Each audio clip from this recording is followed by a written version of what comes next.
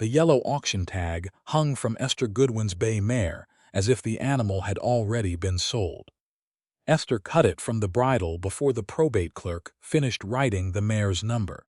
The card struck his open ledger and slid across the page. Enter my objection. Merritt Sloan stood at the stable rail in a gray coat too clean for the yard. He had brought an appraiser, 2 commission men, 3 prospective buyers, and a wagon large enough to carry tack before anyone had ruled what belonged to Cyrus Goodwin's estate. An objection does not alter the inventory, he said. It proves you were warned the inventory was wrong. Esther kept the severed string in one hand.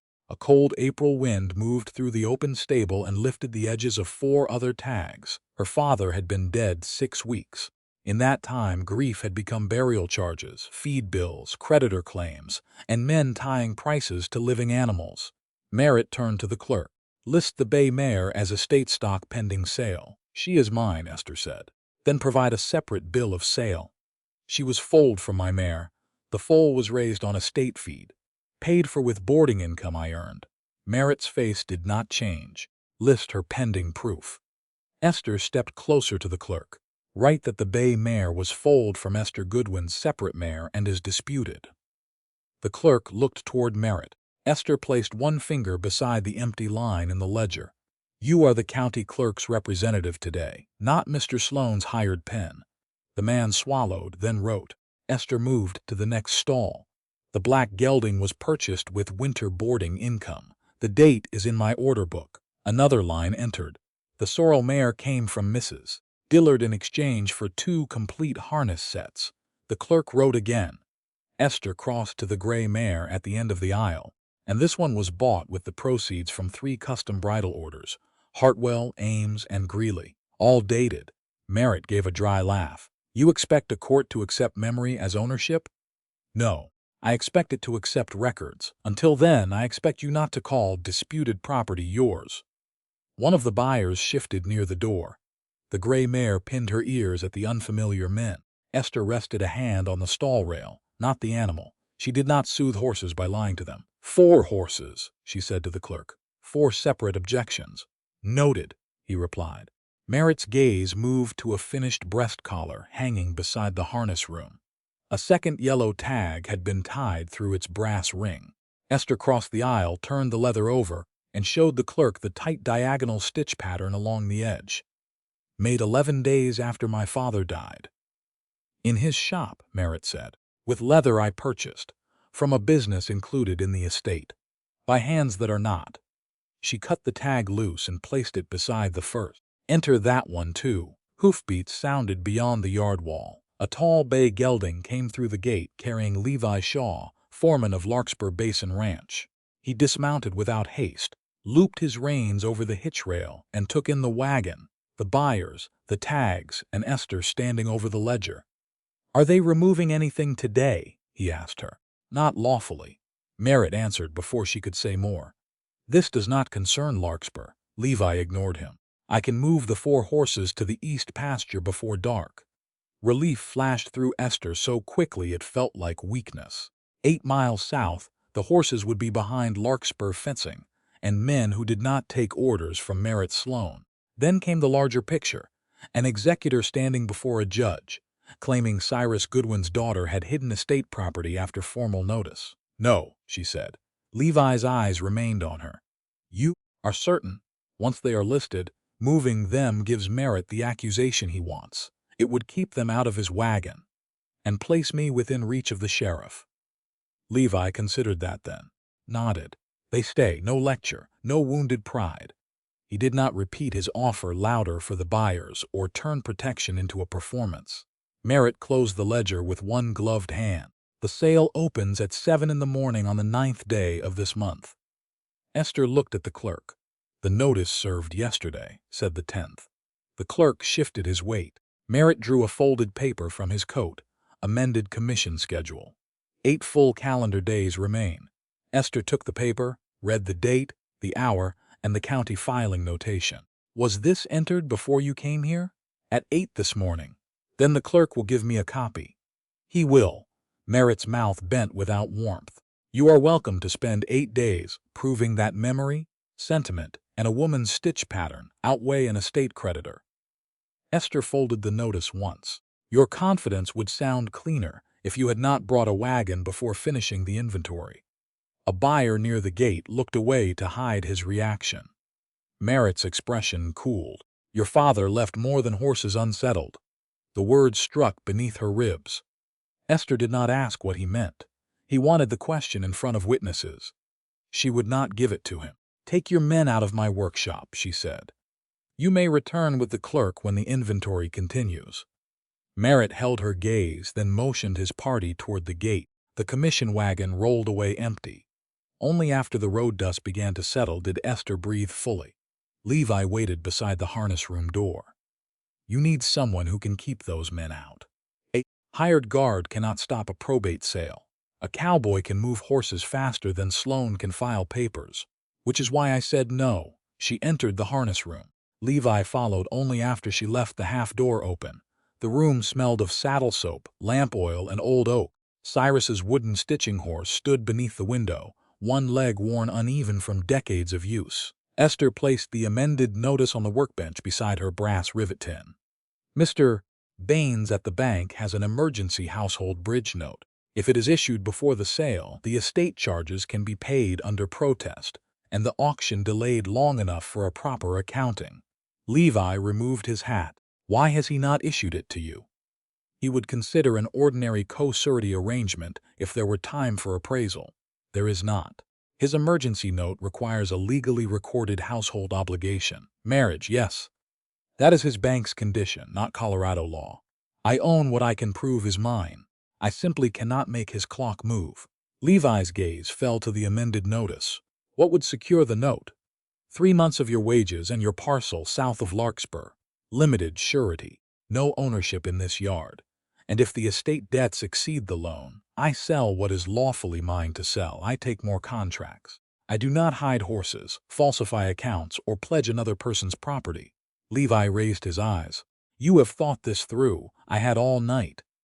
And you believe a husband solves what a cowboy cannot. Esther met him squarely. I don't need a cowboy, Mr. Shaw. I need a husband. Wind pressed once against the window. Levi did not smile or pretend the proposal was smaller than it was. Any husband. No. Why me? Because you have steady wages. Because your parcel is clear. Because Sloan cannot buy you with a commission. Levi waited. Esther understood he was asking for the answer beneath the figures.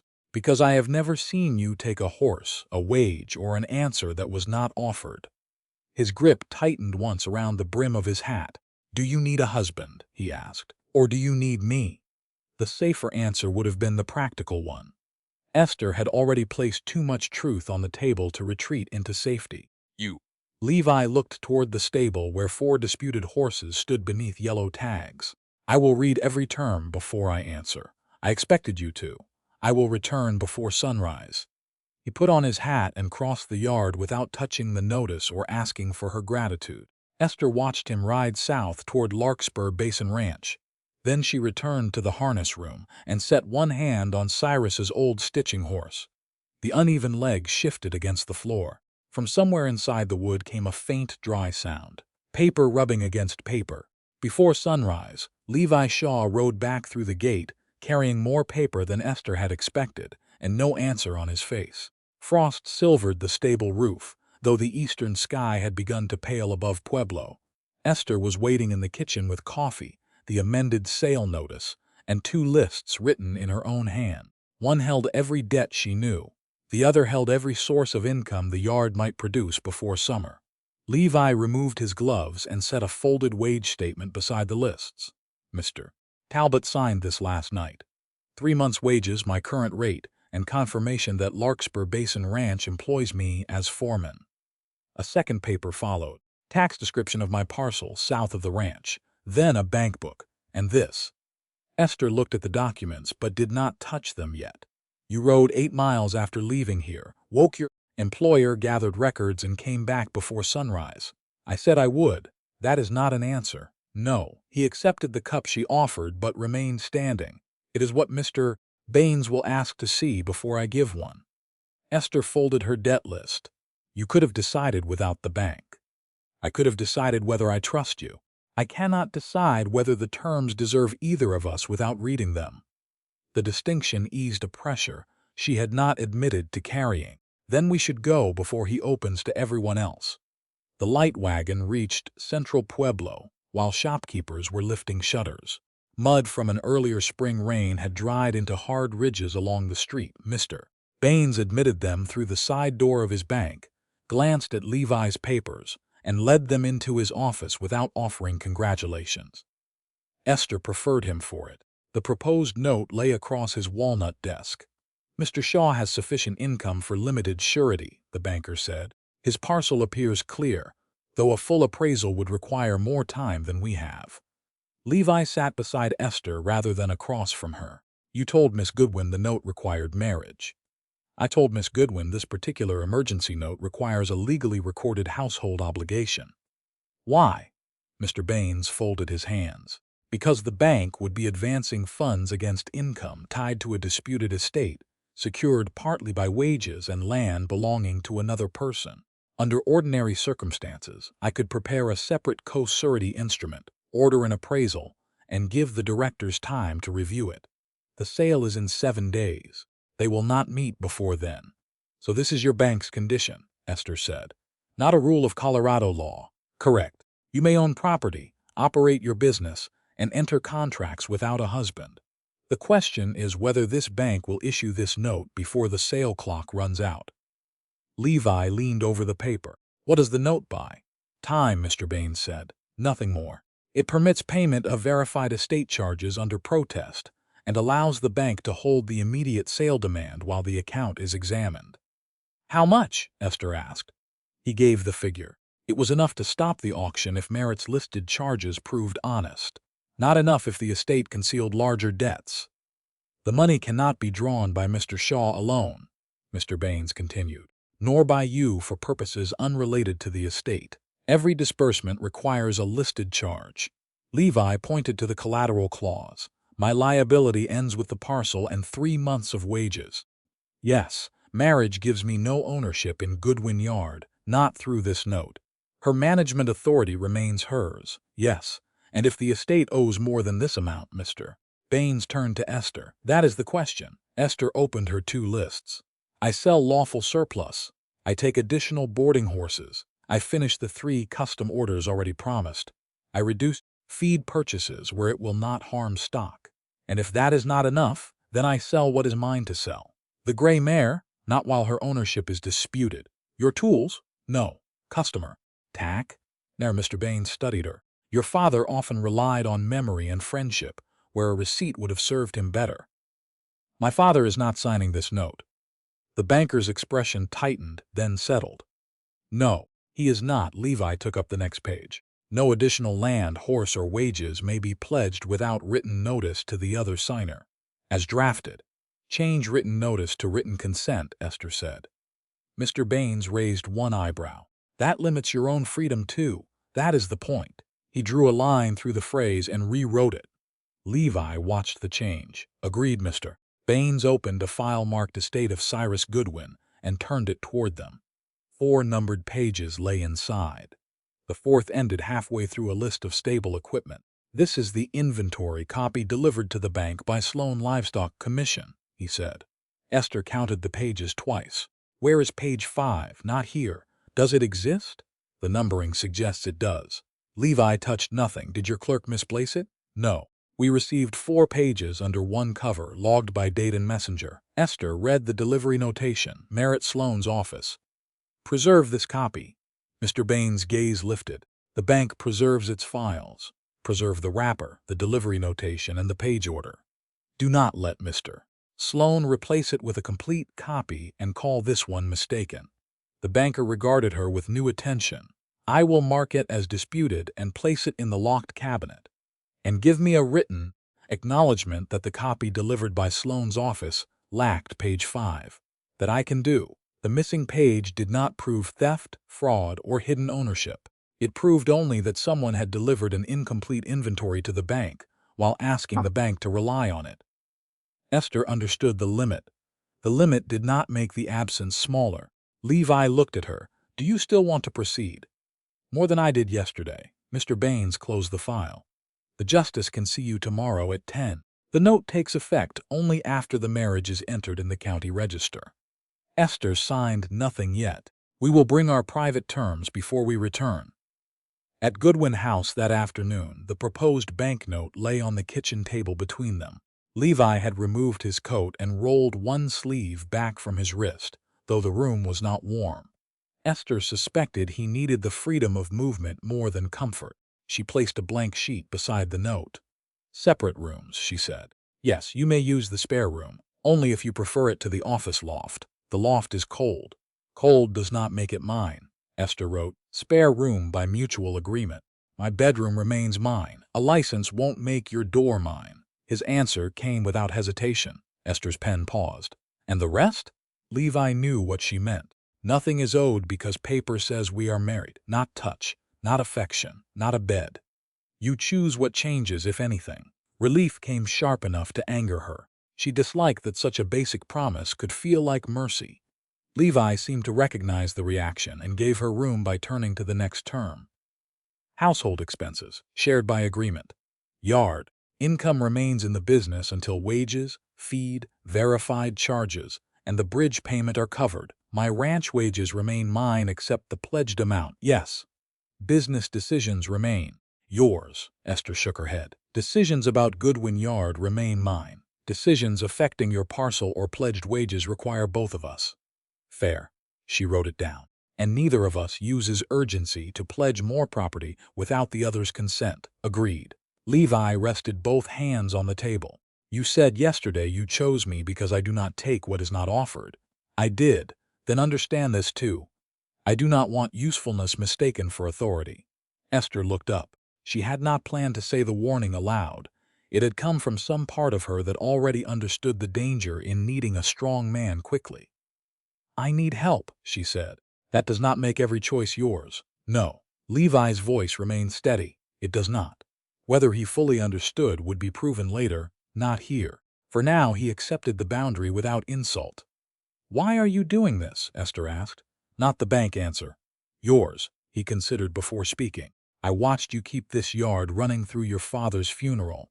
I watched buyers speak to men who had worked here 3 weeks instead of asking you the price of your own boarding stalls. I watched you refuse to hide 4 horses even when hiding them might have saved them for a day. That is respect, yes, not love. No, the honesty made the room safer. Levi continued. I am not promising a feeling I do not yet have. I am promising conduct I can choose. Esther lowered her gaze to the terms. And if you regret it, I tell you, I do not collect payment from your body or your business because I signed a note. The words were blunt, necessary. Esther finished the final line and turned the page toward him. Levi read every sentence. Then he signed beneath the private terms, though they were not a court contract, and neither pretended otherwise. He passed the pen back. Esther signed. Levi did not reach for her hand. The justice will ask whether you enter freely, he said. I know. I need to hear the answer before tomorrow. Esther met his eyes. Why? Because signing terms is not choosing a husband. The amended sale notice lay beside them, 7 days remaining. Beyond the kitchen wall, 4 disputed horses moved in their stalls. Esther spoke without lowering her voice. I choose you, Levi Shaw. Wheels rattled into the yard before he could answer. A messenger crossed the porch and knocked twice. The note he delivered carried Merritt Sloane's name and one new piece of pressure. The first buyers would inspect the horses at 8 the morning after the wedding. At 9 the next morning, the buyer's inspection notice was folded inside Esther's coat pocket, close enough to press against her ribs whenever she moved. Merritt had allowed her less than a day between marriage and scrutiny, as if the ceremony were another delay he meant to price. Esther fastened the last button of her dark blue work dress and stood before the narrow mirror in the front bedroom. The dress was plain enough for business and decent enough for the justice's office. Its left hem held one careful repair. She had considered wearing her mother's brooch, then left it in the drawer. Too much of the morning already belonged to people who were gone. A wagon rolled into the yard below. Levi stepped down wearing a black coat that fit his shoulders better than his ranch clothes, though a pale line of dust remained near one boot heel. He had not tried to become another man for the ceremony. The sight steadied her. When Esther reached the kitchen, Levi stood beside the table with his hat in both hands. "The wagon is ready," he said. "You are early. 3 minutes. That counts. Not against a 7-day clock." He handed her Mr. Baines's written acknowledgment that the bridge note would take effect once the county register recorded the marriage. Esther read every line before folding it into her reticule. Levi did not rush her. "Do you still want to go?" he asked. Not "are you ready?" Not "we have to leave." The question left room for refusal even now. Esther closed the reticule. Yes. Pueblo had begun to warm under the April sun, though wind off the mountain still carried a hard edge. Wagon wheels struck dried ridges of mud along the street. Outside a milliner's shop, 2 women stopped speaking when Esther and Levi passed. News had traveled faster than their marriage license. "We can use the side entrance," Levi said. "Why?" "Fewer people. I am not ashamed." "I did not say you were." Esther turned toward him. "Are you?" "No." The answer came without delay. "Then use the front." He did. The justice office occupied 2 rooms above a feed store. Mr. Baines waited as witness beside the clerk, a young man with ink stains on 2 fingers. No flowers softened the room. No relatives filled the chairs. Esther had expected the absence to feel bleak. Instead, it felt honest. Nothing had been arranged to pretend the marriage began as love. The justice asked whether Levi Shaw entered the union by his own free will. "I do," Levi said. Esther answered the same question. "I do." When the justice instructed them to join hands, Levi waited. Esther extended hers first. His palm was warm and rough from rope and reins. His grip remained loose enough that she could have withdrawn without struggle. She did not. The vows were brief. The clerk wrote Levi Shaw and Esther Goodwin into the county register. Esther signed beneath them. Her pen hovered after Goodwin, not from doubt about the man beside her, but because the name carried a yard, a craft, and a dead father whose debts were still reaching for her. Becoming Esther Shaw would not erase the woman who had entered the room. Levi signed after her. When the justice pronounced them husband and wife, no sudden romance descended. There was only the pressure of Levi's hand, the scratch of the clerk's pen, and the knowledge that the proposal had become a legal fact. "You may kiss your wife," the justice said. Levi turned toward Esther but did not move closer. His question remained unspoken. Esther gave a small nod. He bent and touched his lips to her forehead. Nothing more. The restraint lasted less than a breath, yet it reached deeper than display would have. Mr. Baines cleared his throat and offered the final bridge note receipt. Levi checked the signature, then gave it directly to Esther. "This belongs with your papers." Before she could answer, footsteps sounded in the corridor. Merritt Sloan appeared in the doorway, gray coat buttoned high. His gaze moved from the register to Esther's reticule. "Marriage changes a household," he said. "It does not change blood or debt." Esther slipped the receipt away. "Then tomorrow's inspection should survive accurate records." 7 in the morning, Merritt said. "Every stall open, every tack room unlocked. The clerk attends. The appraiser can begin without him. My objections cannot." Merritt looked toward Levi, inviting him to overrule her. Levi gave him nothing. "You are in no position to dictate procedure," Merritt said. Esther met his gaze. "Bring the rule that says so." His mouth narrowed. "Your father mistook defiance for strength, too." "My father is dead. You are speaking to me." The clerk lowered his eyes to hide a reaction. Merritt stepped back into the corridor. "Tomorrow will prove more than you expect." "It already has," Esther said. He left without another word. Levi did not ask what the exchange had cost her. He only opened the office door and waited for her to pass first. They returned to Goodwin Yard before noon. Esther changed into a brown work skirt and tied on an apron. Levi carried one small valise to the spare room, set it just inside, and came out again without opening the wardrobe. "You can use one side," Esther said. "I can ask tomorrow. You live here now. That does not make every drawer mine." The answer should not have mattered after their written terms. It did. The buyers would arrive at 7, so they spent the afternoon matching stall numbers to the inventory and sorting customer tack from yard property. Esther identified each item. Levi wrote only what she named. When he found a saddle he did not recognize, he did not guess. He asked. Near dusk, Esther carried a stack of order cards into the harness room and found him beside Cyrus's wooden stitching horse. The crooked leg had shifted off the folded leather she had wedged beneath it.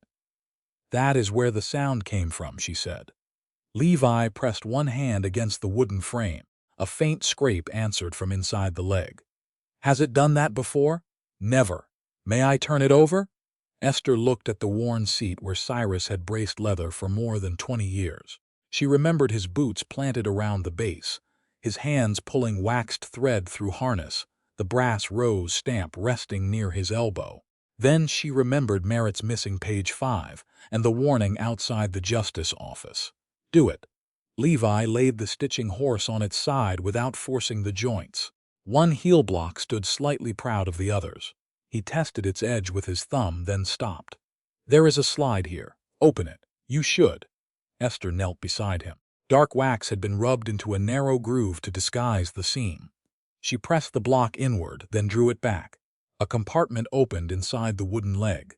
Oilskin filled the hollow. Her breath caught. Levi did not reach for it. Esther slid 2 fingers beneath the packet and pulled it free. Faded black thread held it closed. Inside lay a folded codicil bearing Cyrus Goodwin's signature and 2 witness names, Samuel Dobbins and Abigail Trent. Beneath it were 4 postal money order receipts, 3 sealed letters addressed to Miss Eliza Keene, and a small tintype. Esther lifted the photograph. Cyrus stood beside a woman she had never seen. Between them was a dark-haired girl of perhaps 8 or 9, one hand tucked into Cyrus's. The child's steady gaze carried an unsettling familiarity. Esther set the tintype down and opened the codicil. The first line was written in Cyrus's unmistakable hand. "To my daughter Eliza Keene, whom I failed to name." Esther stopped reading. The room smelled of leather, dust, and cooling lamp oil. Levi remained beside her, close enough to help, and far enough not to claim the discovery. "My father had another daughter." The sentence sounded as if someone else had spoken it. Levi glanced at the sealed letters. "Do you want me to read?" "No." "All right." Esther read the next paragraph alone. It directed that Eliza receive 1/3 interest in Goodwin Yard or repayment of money Cyrus had used without proper record. Her eyes dropped to the receipts. The top one showed $480, sent by Eliza Keene to Cyrus Goodwin. The date was 3 weeks before the old mortgage on Goodwin Yard had been discharged. Esther lowered the paper to her lap. For years she had believed Cyrus saved the yard through sacrifice, and one profitable season he rarely discussed. Now, another woman's name stood between the debt and the home built after it. Levi moved the oilskin beneath the papers only after Esther released it, protecting them from the floor. "We should secure these." Esther nodded, but did not rise. "He hid her in a tool I used every day. He hid the papers there." "Is that better?" "No." The answer came cleanly. Esther gathered the codicil, receipts, sealed letters, tintype, and Cyrus's written account into the packet. She checked the compartment once more. Empty. No second envelope. No explanation buried deeper. In the house, she locked the packet inside her upstairs document box and kept the key. The 3 letters remained sealed. After nightfall, Levi carried blankets toward the office loft instead of the spare room. Esther found him at the foot of the stairs. "The spare room is warmer. It is also across from yours. We agreed you could use it. We agreed nothing changes without choice. Today changed enough." He waited, leaving the decision with her. Esther went to her bedroom and set one hand on the door. Then she left it open while saying, "Good night, Levi." He stopped outside the threshold. "Good night, Esther." Long after his footsteps moved toward the loft, she sat beside the locked document box with Eliza Keene's name fixed in her mind and one question refusing to release her. How much of another daughter's life was still standing inside Goodwin Yard? By dawn, Esther had read Cyrus's written account twice and hated it more the second time. The words were measured, almost orderly. That made them worse. He wrote that Eliza Keene had sent $480 to purchase 1/3 of Goodwin Yard. He wrote that he had used the money to stop foreclosure. He wrote that shame had kept him from entering her name in the books. Shame, as if the feeling itself had paid interest. Levi came down from the office loft carrying his folded blankets and stopped in the kitchen doorway when he saw the oilskin packet on the table. "Did you sleep?" he asked.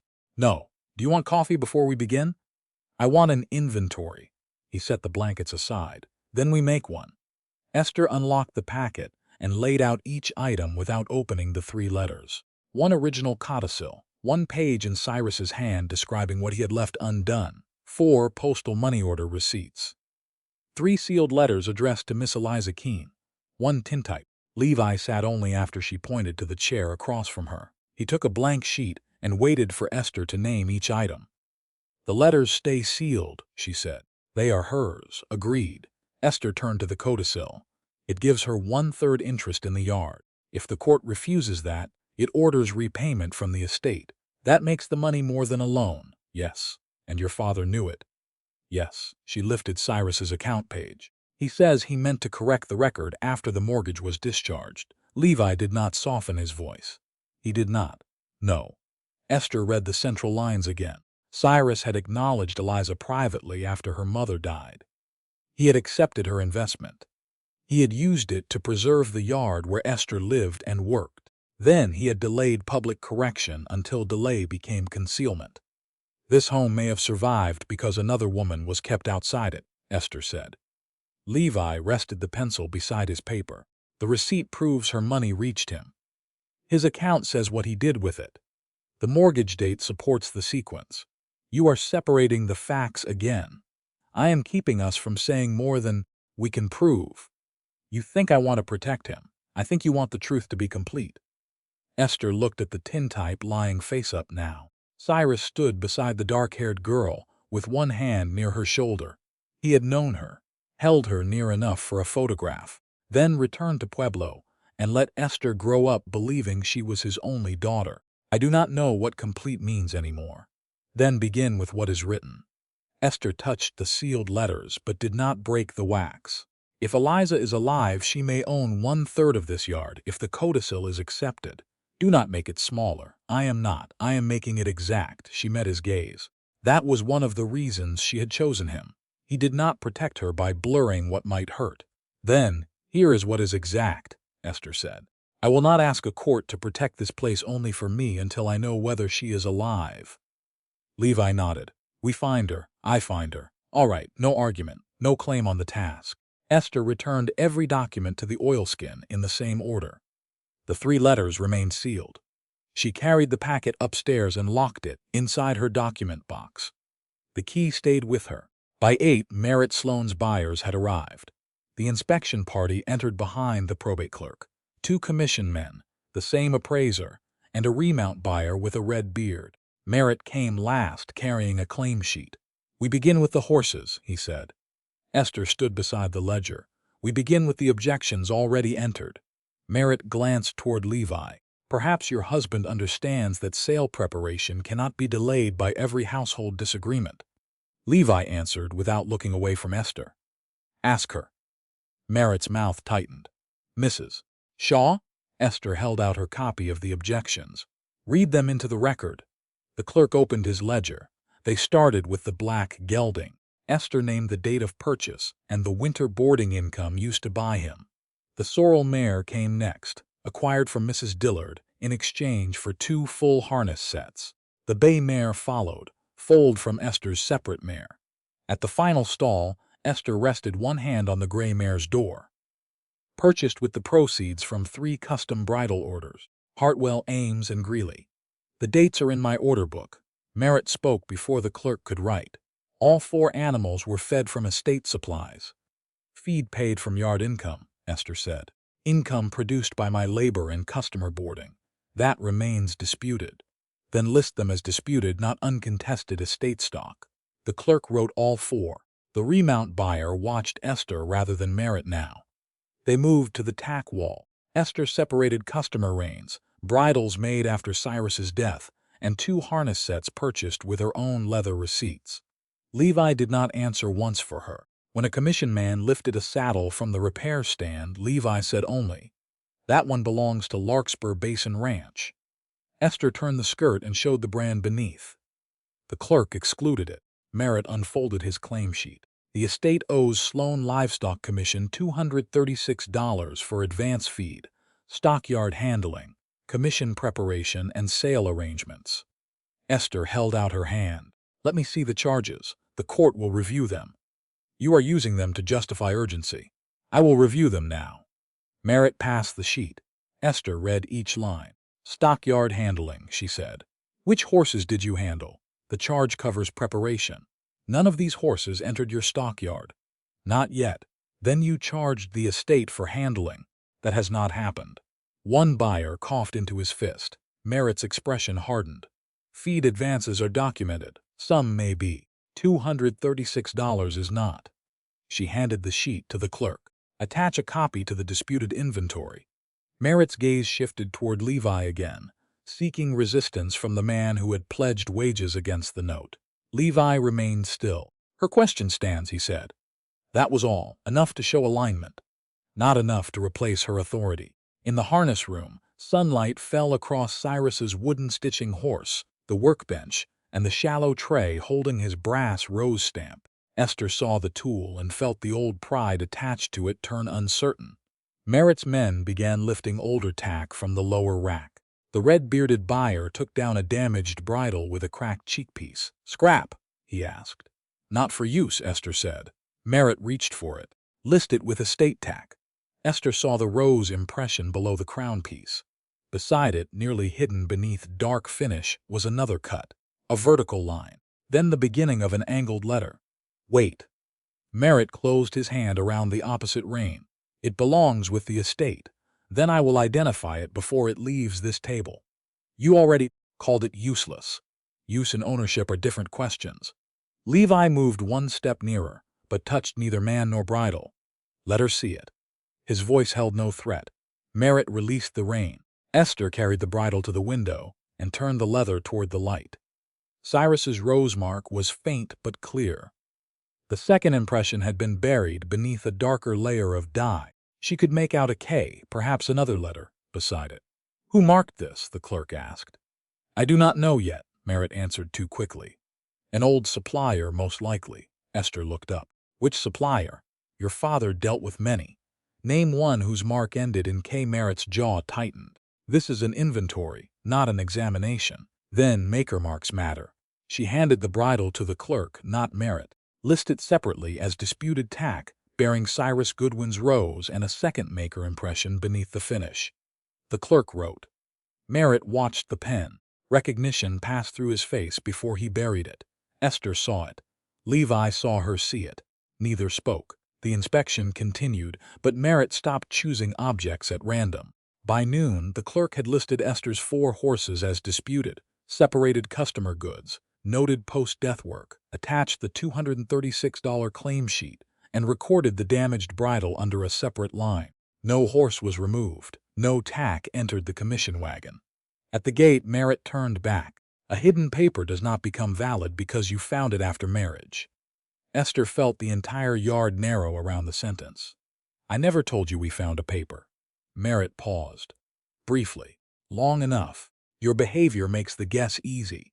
Then you will not object when I ask the county clerk for page 5 and the court for your full account. Ask anyone you like. He climbed into the wagon. The sale date remains. The wheels carried him toward town. Esther returned to the harness room with Levi.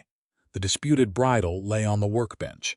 Beside it sat Cyrus's brass rose stamp, worn smooth where his fingers had held it.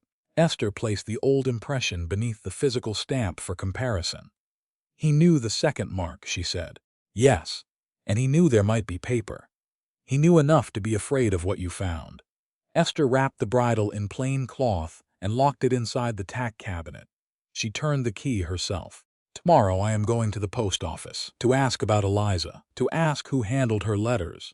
Levi nodded. Tell me where you need me. Esther looked at the locked cabinet, the $236 claim copied into her notes, and the road Merritt had taken into Pueblo. Hold the lamp, she said. I will do the asking. At 8 the next morning, Levi stood where Esther had told him to stand, holding the lamp above the workbench while she unlocked the tack cabinet. The disputed bridle lay inside its plain cloth wrapping, undisturbed. Esther carried it to the bench, set Cyrus's brass rose stamp nearby for comparison, and drew a basin of warm water closer with her foot. You think the second mark belongs to Eliza, Levi said. I think Merritt recognized it. That is not the same thing. No. Esther loosened the buckle tongue and turned the cracked cheek piece toward the light. That is why I am going to ask the leather before I ask anyone else.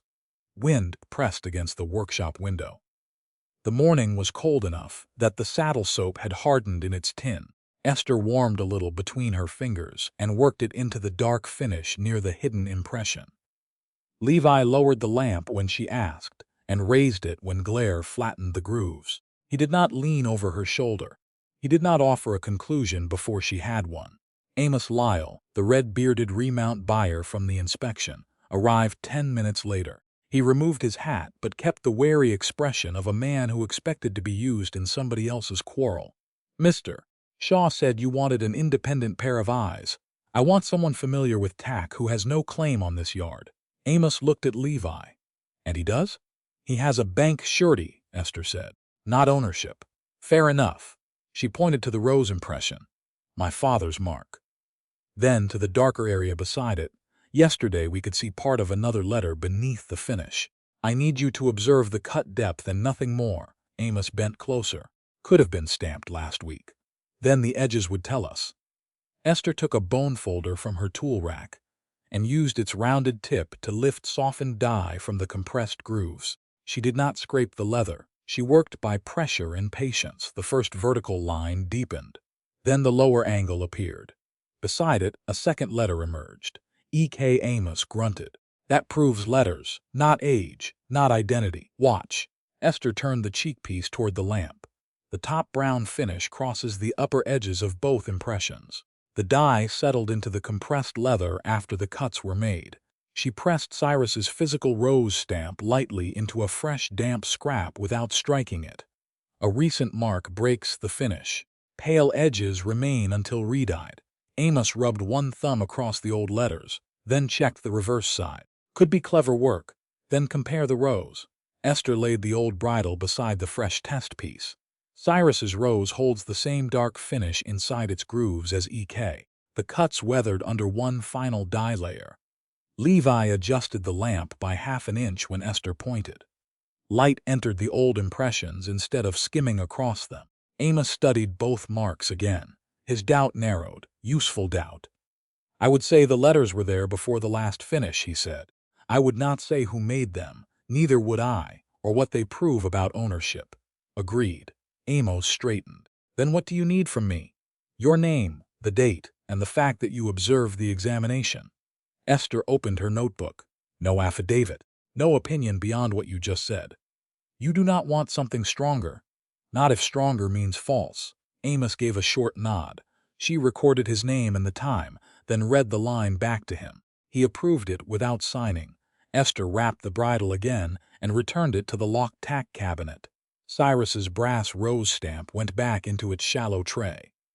If those letters belong to the claimant in Sloane's notice, Amos said from the doorway, you may be proving another woman worked within the business you are trying to keep. Esther turned the cabinet key. I know. Most people would prefer not to. Most people are not being asked to decide what belongs to them by hiding what belonged to someone else. Amos considered that, then put on his hat and left. Levi remained beside the bench with the lamp in his hand. You were right about the second letter. I was right that it existed. You still will not call it Eliza's. Not until Eliza tells me it is. He accepted the limit.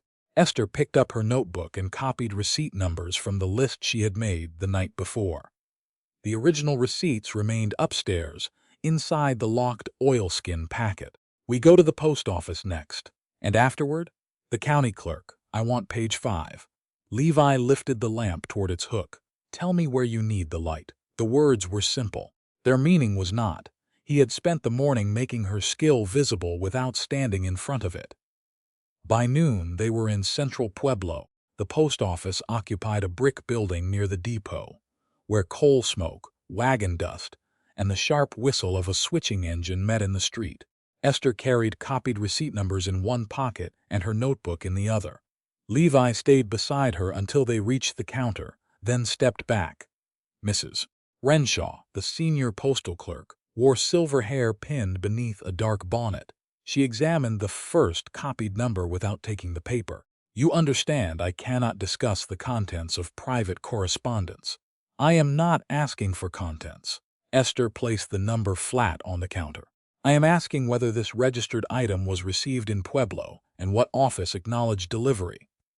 Mrs. Renshaw opened a large register and traced one column with her finger. "Addressed to Cyrus Goodwin, care of Sloan Livestock Commission." "Who signed?" "No personal signature. The office mark is recorded." She turned the book enough for Esther to see a small oval notation, MS & Co.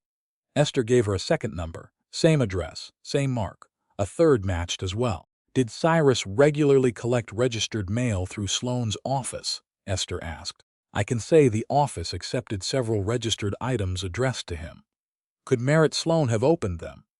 Mrs. Renshaw closed the register halfway. "I cannot tell you what happened after lawful delivery access. Not proof of interception." Esther wrote the distinction down. "Were registered letters sent from Pueblo to Eliza Keene?" "That requires a broader search." "Can it be done?" "With time and a proper written request." "How much time?" "Several days, perhaps longer." The sale notice gave them less than that, unless the court intervened. Esther filled out the request. Mrs. Renshaw sanded the ink, shook the paper, and set it aside. "I will tell you what the records permit me to tell." Outside, a boy was pasting a new notice beside the post office entrance. Merritt Sloan's name appeared at the bottom. Any unknown claimant to Cyrus Goodwin's estate was ordered to appear before the scheduled sale date or risk exclusion from immediate distribution pending later petition. The notice did not name Eliza. It did not need to. Merritt was teaching Pueblo how to view her before she arrived. Late, suspicious, inconvenient. Levi read the notice over Esther's shoulder. "He expects her, or he knows she exists." "Do you want me with you at the clerk's office?" "No, go back to the yard." "Why?" "Because he may send someone while I am gone." "Do not let anyone open the tack cabinet without the probate clerk or a deputy present."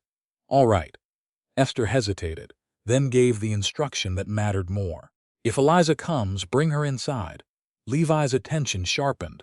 "Without asking questions." "Without asking questions." "And the packet?" "Tell her only that I have papers bearing her name. Do not describe them until I am there." "All right." "Do not decide whether she is truthful before I hear her."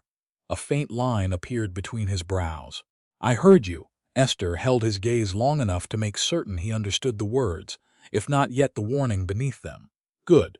Levi mounted and rode east toward Goodwin Yard. Esther crossed the street to the county building.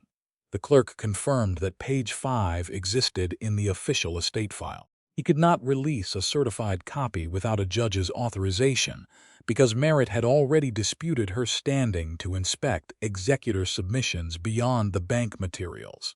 Esther filed the request and obtained a stamped receipt. Partial answer. The page was real. The larger question remained. What had Merritt omitted when he sent only 4 pages to the bank? By the time Esther left the courthouse, the afternoon wind had risen, and dust moved in pale sheets along the street. At Goodwin Yard, Levi had just finished checking the stable doors when a woman stepped through the gate carrying one worn carpet bag. She was tall, dark-haired, and travel dust marked the hem of her skirt. Her eyes moved over the 4 tagged horses, the workshop, and the house beyond them. She did not look lost. She looked as if she had spent years finding the place. "Where is Esther Goodwin?" she asked. "At the courthouse." The woman tightened her grip on the carpet bag. "Then you can tell me one thing." Levi waited. Her voice stayed steady. "How much of my money is still standing here?" "How much of my money is still standing here?" Levi let the question settle before he answered. The woman at the gate carried herself like someone who had spent the whole rail journey rehearsing anger so grief would not speak first. Dust silvered the lower edge of her dark skirt. Her carpetbag was worn at both corners, one handle repaired with narrow black leather. "What is your name?" he asked. "Eliza Keene." The name struck with more force than the accusation. Esther had spoken it over the locked packet. Cyrus's hidden daughter. The woman whose $480 might be standing in every stall, roof beam, and workbench around them. Levi stepped away from the stable door, but not from the gate. "Esther is at the county clerk's office. I asked where my money went, and I asked what you intend to do. Eliza's gaze traveled over the 4 tagged horses. Your wife did not mention me. The word wife told him she had already heard about the marriage. That sharpened his suspicion. Merritt's public notice had been pasted outside the post office before noon. By late afternoon, a claimant had arrived knowing Esther had married and asking how much property her money had saved. How did you learn Esther was married? He asked. The depot porter said Goodwin's daughter married a ranch foreman 2 days before the estate sale. Yesterday. Then Pueblo talks faster than the train. Did Merritt Sloan contact you? Eliza's face hardened. I have spent years trying to make men in his office answer a letter.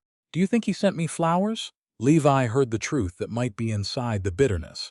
He also saw Esther's 4 horses beneath yellow tags, the emergency note tied to his wages and land, and a woman appearing before sunset with a claim large enough to break the yard even if Merritt failed. Esther had given him plain instructions. Bring her inside, ask no questions. Tell her only that papers bore her name. He knew each word. He also knew Esther had not slept, had married under pressure, and had just gone alone to challenge an executor with court access. Protection rose in him faster than judgment could examine it. You can wait at Mrs. Larkin's boarding house near the depot, he said. Esther will speak with you there. Eliza looked past him toward the house. She told you not to let me in. No, then move. Levi did not. He kept both hands loose at his sides and made no reach for her bag. I will not have her ambushed in her own yard. Ambushed. Eliza repeated the word without raising her voice. I sent Cyrus Goodwin $480.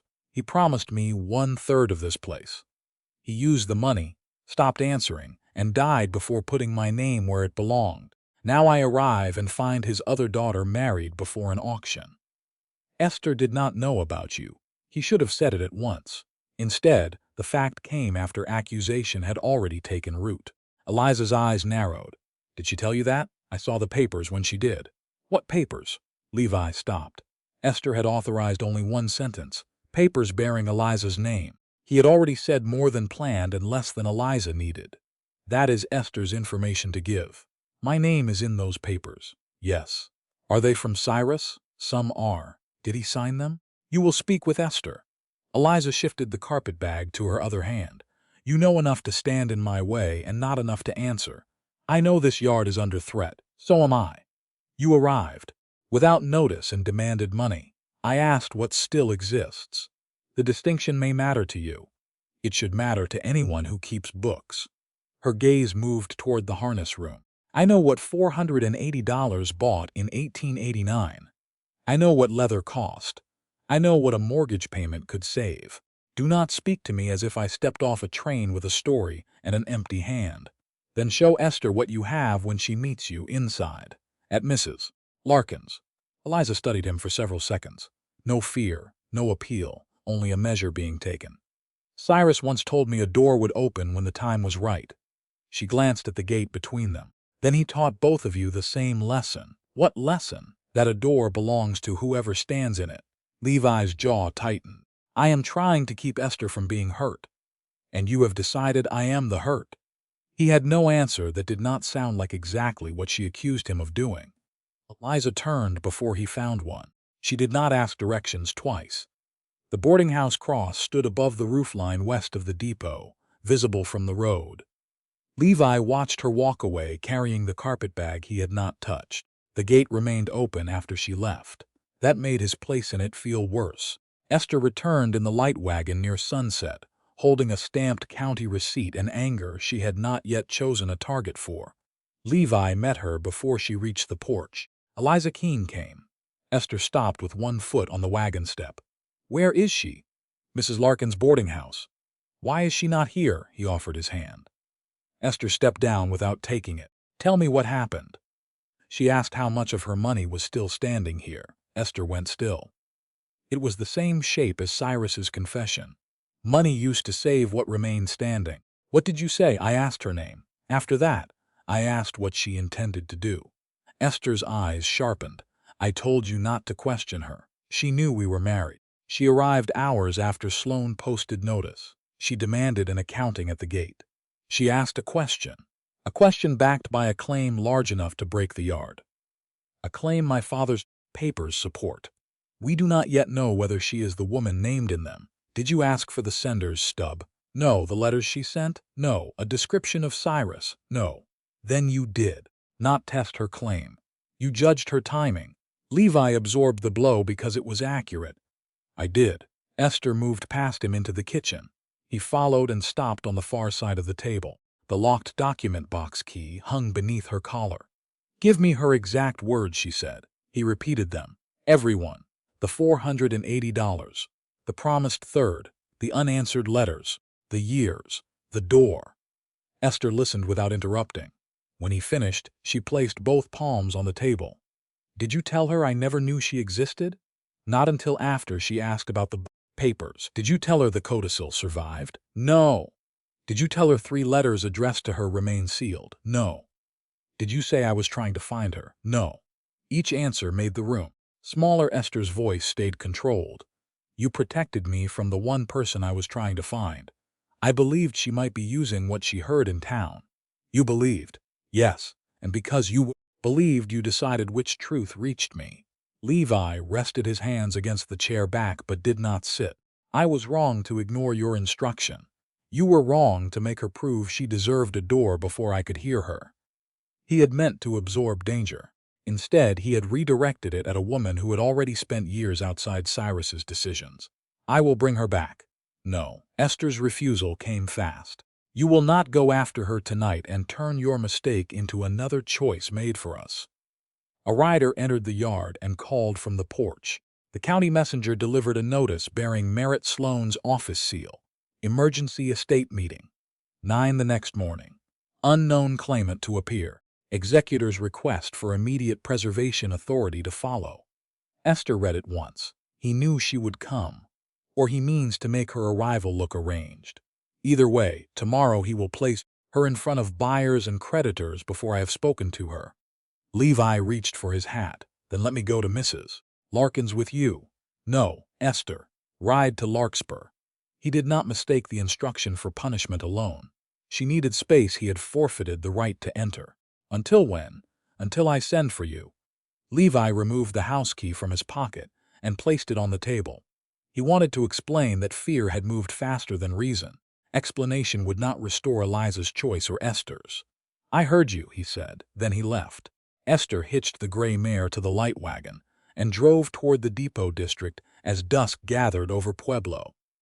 At Mrs. Larkin's boarding house, the landlady met her beneath the cross-marked sign. Miss Keene took a room, she said. May I speak with her? She has asked not to be disturbed tonight. Esther swallowed the urgency pressing at her throat. Tell her Esther Goodwin came to ask, not command. Mrs. Larkin's expression softened but did not yield. I will tell her in the morning. The estate meeting begins at 9. She knows. Esther looked toward the narrow staircase. How? She went to the county office before it closed. Mrs. Larkin reached beneath the desk and drew out the claimant's receipt Eliza had left for safekeeping. The clerk's ink was still fresh. Esther read the line at the center. Eliza Keene, interested claimant. Appearance entered for the morning's session.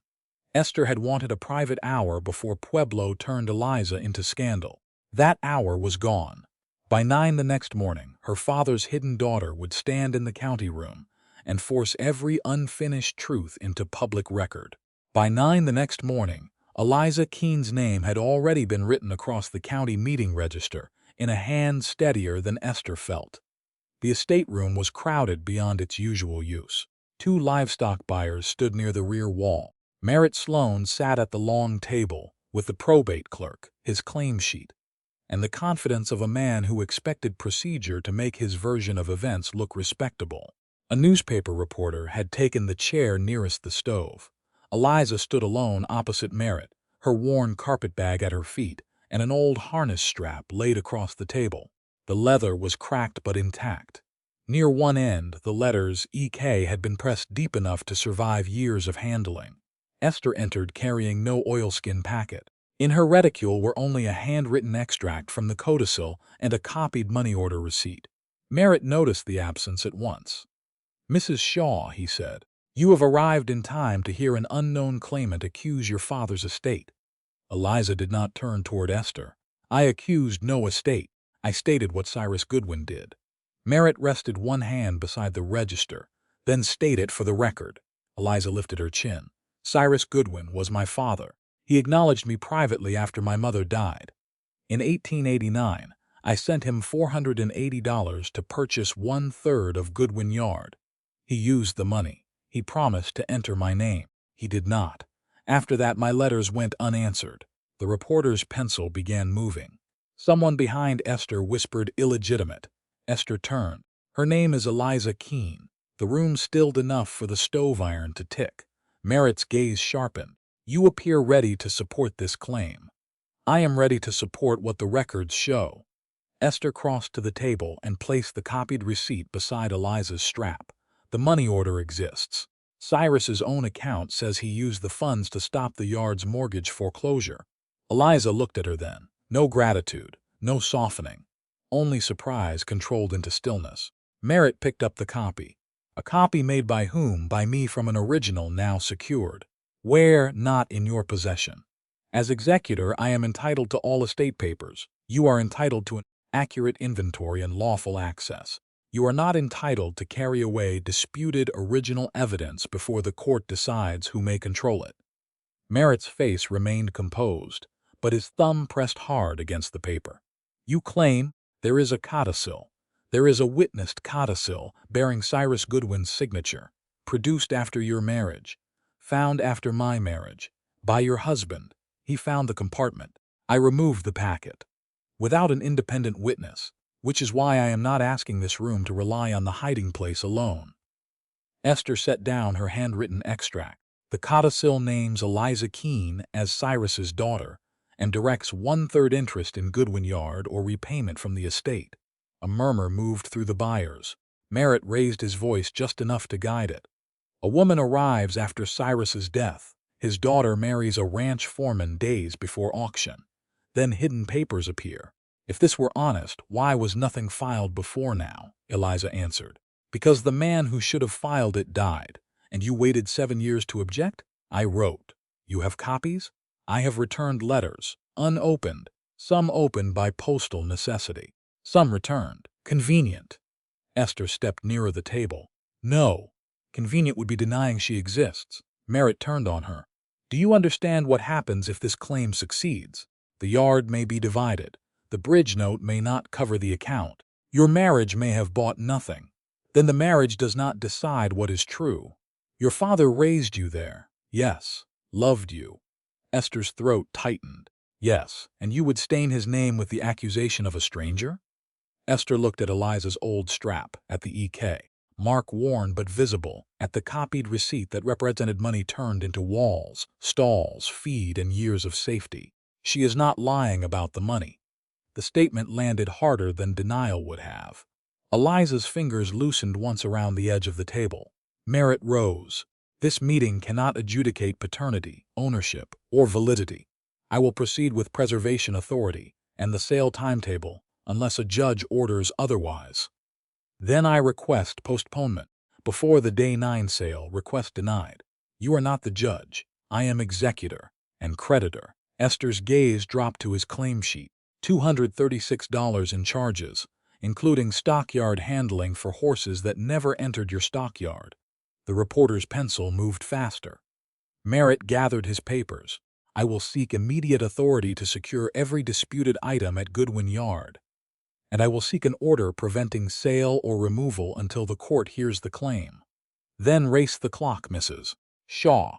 I intend to. The clerk called a brief recess before accepting further filings. Esther asked Eliza to join her in a small consultation room across the hall.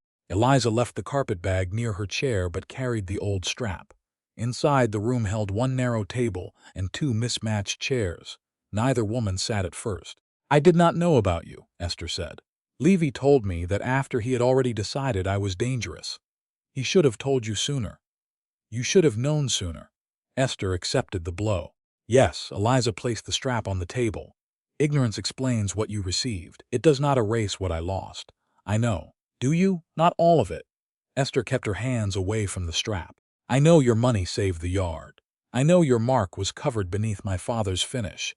I know he wrote your name into a codicil and hid it in a tool I used every day. I do not know what he told you, what you expected, or how many letters went unanswered." Eliza's face tightened at the last words. "Then do not speak as if one public sentence makes us sisters." "I will not. Or partners. Not yet." The answer seemed to earn the smallest measure of attention. Footsteps stopped outside. The clerk opened the door, enough to say Levi Shaw had arrived from Larkspur Basin Ranch for the meeting named in the notice served the night before. Esther looked at Eliza. "Do you want him in here?" Eliza considered, then nodded once. Levi entered and stopped near the door. He had ridden hard enough for dust to mark his coat, but he did not use travel or marriage as permission to approach. "Eliza," he said, "do not call me as if we are familiar." "All right," Esther faced him. "Why did you decide she could not come inside?" Levi did not glance toward Eliza for rescue. "I believed I was protecting you." "From what?" "A claim I thought might be time to break the yard." "You had instructions." "Yes." "You knew I was trying to find her." "Yes." "You knew papers bore her name." "Yes." Esther's voice lowered. "You used my grief when you made the choice for me." Levi absorbed the words without defense. "I did. You decided your fear mattered more than my judgment." "Yes." "And you made Eliza stand outside another Goodwin door." His jaw tightened. "Yes." Esther had wanted him to explain enough that the mistake became smaller. His refusal to hide inside intention prevented that comfort. "Do not return to the yard until I ask," she said. "I understand. Leave the key. It is already on the kitchen table." He had anticipated the boundary, not to avoid it, but to respect it. Levi turned to Eliza. "I was wrong." She gave no answer. He left without asking Esther to reconsider. By early afternoon, Esther had filed a verified emergency petition with the county clerk. She attached the receipt copy, codicil extract, bank acknowledgement of the missing 5th page, and the clerk's notation that Eliza had entered a claim before sale. The judge did not decide ownership. He issued a temporary preservation order through the Day 14 hearing. No sale, no private removal, no destruction or concealment of disputed property. Neutral inventory would be allowed. The order was served before the Day 9 auction hour could arrive. Time, not victory. Esther returned to Goodwin Yard before dusk, with the certified order folded inside her coat. In the workshop, Cyrus's brass rose stamp still rested in its shallow tray. She lifted it, carried it to the small workbench drawer, and locked it away. When she turned, Eliza stood in the doorway, holding her old EK strap. "The sale is stopped," Esther said. "Until the hearing." 6 days. "Yes." Eliza looked toward the house, then back at the yard. "I am still taking tomorrow evening's train." Esther's fingers tightened around the drawer key. "Why?" "Because I will not beg entry to another Goodwin door." Esther had secured 6 days from the court. She had less than one to prove that returning would be Eliza's choice. Not another demand made in the name of family. At sunrise, Esther sent a yard boy south with one sentence for Levi Shaw. "Come before noon and come alone." The temporary order lay open on the kitchen table beside the locked document box key. 6 days until the hearing, less than 12 hours until Eliza's train.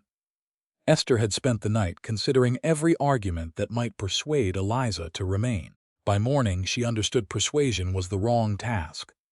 Levi rode in from Larkspur Basin Ranch before 11.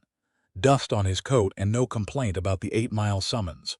He dismounted outside the gate and waited there until Esther came to him.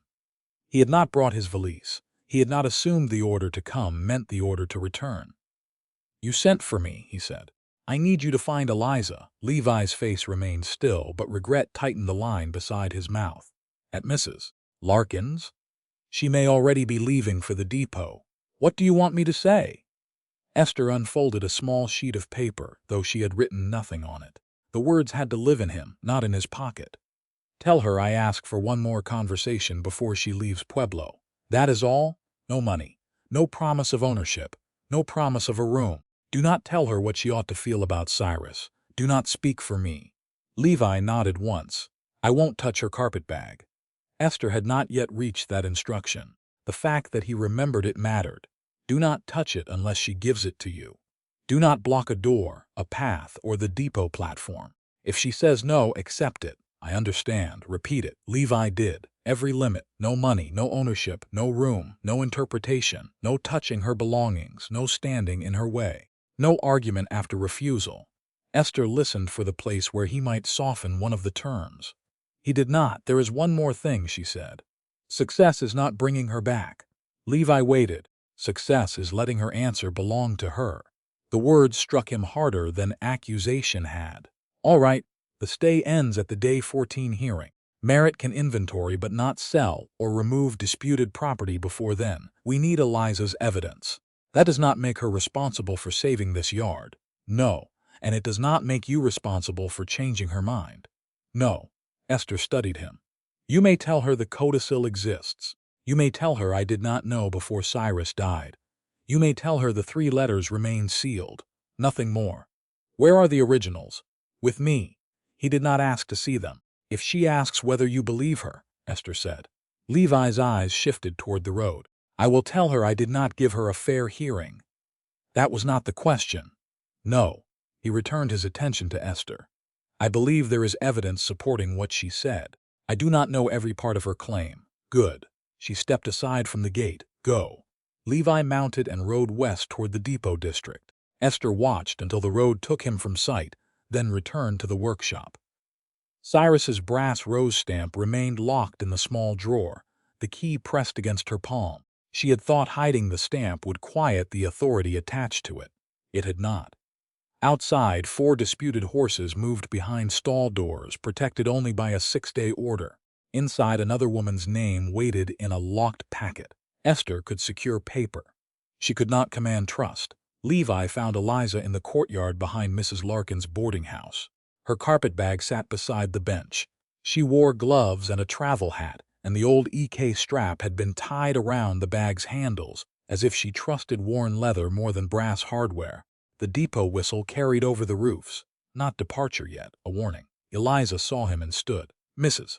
Larkin said the road to Larkspur runs south. It does. Then you have lost your way. Esther sent me. That explains why you came. It does not explain why I should stay. Levi stopped several paces from the bench. She asks for one more conversation before you leave Pueblo. What is she offering? Nothing. Eliza gave a humorless breath. A poor bargain. She told me not to offer one. Then she chose her messenger well. Levi accepted that. She also told me success was not bringing you back. Did she? She said success was letting your answer belong to you. Eliza's gaze narrowed, searching for the hand behind the words. And if my answer is no, then I leave. You won't tell me the yard depends on me? No, or that your wife is suffering? No, or that Cyrus meant well. Levi's jaw shifted. No, you have improved your instructions. I failed the first ones. The depot bell rang once in the distance. Eliza glanced toward the alley leading to the street. You decided I was dangerous. I did. You decided before I had given you proof. Yes, and now? Now I know I decided what kind of woman you were before I let you finish one sentence. He kept his hands at his sides. I was wrong. Eliza waited for the reason that would turn apology into self-defense. Levi gave none. Does Esther have a codicil? She asked. Yes. Signed by Cyrus? Yes. Naming me? Yes. Her fingers closed around one glove. Did she know before he died? No. How do you know? I was with her when she opened the packet. You found it. I found a hidden compartment. She opened it. Where? Levi heard Esther's limit. I am not authorized to tell you. Anger flashed across Eliza's face. My name is in it. Yes. My father's papers. Yes, and you still guard the door. No. Levi took one step back from the path leading out of the courtyard. I am answering only what Esther gave me permission to answer. I will not use your right to the papers as an excuse to break hers. Eliza looked at the open path between them. The difference was visible. The letters, she asked. 3 addressed to you. Opened? No, none. Not even Esther. No. That answer reached somewhere the others had not. Eliza sat again but did not invite him closer. Cyrus stopped answering after the money reached him. Then one letter came back marked undeliverable. 2 more vanished. I thought perhaps he had burned them. They are sealed. You saw that? Yes, and Esther told you not to open them. She said they were yours. Eliza's expression tightened. Not gratitude. Pain finding a shape less lonely than before. Go, she said. Levi nodded. He turned toward the courtyard gate. He had taken 3 steps when Eliza called his name. "Mr. Shaw." He stopped but did not approach. "Does Esther believe the money saved the yard?" "She believes the dates and Cyrus's account support that." "And what does she intend to do if the court recognizes the codicil?" "That is for her to tell you." Eliza let out a slow breath. "You do know how to be difficult without standing in a doorway. I am learning. Do not make me reward you for it. I won't." Eliza looked toward the depot roofs. Another whistle sounded, longer this time. "Carry nothing," she said. "Walk beside me." Levi waited until she lifted the carpetbag herself. They crossed Pueblo without hurry. Eliza did not explain why she had changed her answer. Levi did not ask. At Goodwin Yard, Esther stood inside the open gate. She did not move forward when she saw them. Eliza crossed the threshold first. Only after both feet were inside did she turn and hold out the carpetbag to Levi. "Put it beside the kitchen table." He took it. No triumph entered his face. He carried the bag exactly where she directed and stepped back. Esther looked at Eliza. "Thank you for coming. I came for my letters. They are yours, and for an account. You will have one, not a promise." "No." Esther held out the kitchen chair but did not touch Eliza. "Come back tomorrow morning. We will open nothing without your consent." Eliza studied her, then untied the old EK strap from the carpetbag handles. Beneath it, tucked into an outer pocket, were several returned envelopes, 1 money order sender's stub, and 2 business letters bearing the oval mark of Sloan Livestock Commission. She laid them on the table one by one. "These are what came back," she said. "The others never did." Esther saw Merritt's office mark on the first envelope. Levi remained near the door, outside the circle of evidence until invited. The temporary stay had given them 6 days. Eliza's returned letters had just given those days a direction. The first returned envelope bore the oval mark of Sloan Livestock Commission across its back flap. Esther turned it beneath the kitchen lamp, without breaking what remained of the seal. "When did you send this?" she asked. Eliza drew the envelope closer and read the faded postmark. 9 months after the money order. "And when did it come back?" 26 days later. "Marked undeliverable." "Marked unclaimed after delivery through Sloan's office." Esther wrote the dates in her notebook. The distinction mattered. The post office could prove where the letter entered Merritt's reach. It could not prove whose hand opened, held, or returned it. Eliza placed a second business letter beside the first. Same office mark, different month. Then the sender's stub from the money order. Esther did not touch it until Eliza pushed it across the table. "You may compare the number," Eliza said. "Not keep it." "Agreed." Esther unlocked the upstairs document box and brought down the oilskin packet. Levi was not present. Esther had told him to return to Larkspur after bringing Eliza back and come again only when summoned. The kitchen belonged to the 2 women now. Esther opened the packet and removed Cyrus's 4 receipts, his written account, the tintype, the codicil, and the 3 letters addressed to Eliza. She placed the sealed letters nearest Eliza. "These are yours." Eliza did not reach for them at once. Her eyes moved over Cyrus's handwriting, the wax, and the years between sending words and seeing them returned unopened. "Did he write dates on the backs?" 2. Esther kept her hands folded. "1 is marked account. The other 2 have only your name." Eliza touched the account letter with 1 finger. "Open that one." "You should." Eliza lifted the letter herself and broke the wax. The paper crackled in the still room. Esther did not lean nearer. Eliza read the first page without expression. Then she read it again. "He calculated interest," she said. "How much?" "Not enough." Her mouth tightened. "But he wrote 1/3 in his own hand." She turned the page so Esther could see. Cyrus had listed the $480, the mortgage discharge, a proposed 1/3 business interest, and a note that he meant to put the change before Merritt Sloan once the next livestock contracts were settled. Esther read the last line twice. Before Merritt. He knew Merritt handled the estate accounts even then, Eliza said, or expected him to, and still did nothing. Esther looked at the 2 remaining letters. "Do you want to open those?" "No." Eliza folded the account letter along its old crease. "Not for court. Not for you. Not yet. Then they stay sealed." A wagon stopped outside. The county clerk's assistant brought the certified copy Esther had requested. Page 5. He remained long enough to witness delivery and take her signature. Esther waited until the door closed before unfolding it. The page listed remaining stable equipment, 2 unfinished harness sets, the gray mare, and Merritt's creditor claim. Eliza leaned over the table. $236. For advance feed, stockyard handling, commission preparation, and sale arrangements. Were the horses in his stockyard? Never. Esther retrieved her feed ledger and the order book. She ran one finger down the entries. There are documented advances from Sloane's office, $74. The rest? No supporting entry here. Eliza's gaze hardened. Then he invented it. We cannot say that yet. Why not? Because another ledger may exist. Because some charge may have been made and poorly entered. Because if we call uncertainty fraud, he will use the exaggeration to weaken what is true. Eliza sat back. You sound like Cyrus when he wanted another month. No. Esther met her eyes. Cyrus used uncertainty to delay responsibility. I am using it to keep our proof honest. That answer did not please Eliza. It did earn her attention. Esther pointed to the gray mare line. This page also places one of my separate horses in the estate inventory. Can you prove she is yours? 3 custom bridal orders.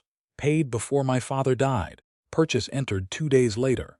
Then page 5 harms him twice. It shows the bank received an incomplete copy and that his claim overlaps disputed property. It does not prove who removed the page. You refuse every easy victory. Easy victories are how men like Merritt survive appeal. Another folded notice lay beneath the certified page. Esther opened it. The clerk had traced Samuel Dobbins, one of the codicil witnesses, to a small place north of Pueblo. Abigail Trent was dead. Dobbins had agreed to appear if formally summoned. Eliza read the note over Esther's shoulder. Do you know him? No. Did Cyrus? Enough to ask him to witness. And if he refuses when Merritt's lawyer reaches him, then the signature still exists.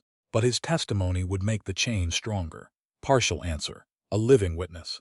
A larger question. Would he stand by Cyrus's act when the cost became public? By the next morning, the kitchen table had become an accounting room. Esther drew 3 columns across a fresh page: proven estate property, proven separate property, and disputed property pending ruling. Eliza watched every entry. If the codicil is upheld, Esther said, you receive 1/3 equity in the yard. That is what Cyrus promised. Until the court rules, 1/3 of net yard income will be entered under your name and set aside.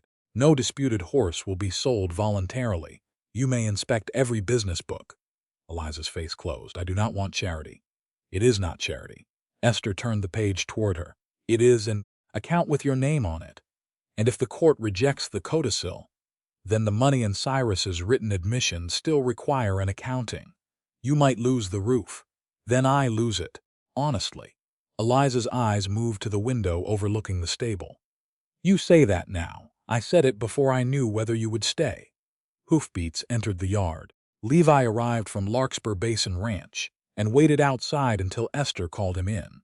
He carried a certified payroll statement signed by Mr. Talbot. Cyrus did occasional contract work for Larkspur, Levi said.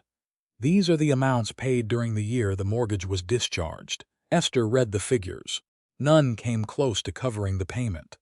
So he could not have paid it from ranch contract income. Not according to Mr. Talbot's records. Eliza studied Levi, and you brought this without deciding what it proves. It proves only what Larkspur paid. Esther moved an empty chair nearer the table. Sit. Levi did. Not beside Esther until she at that place.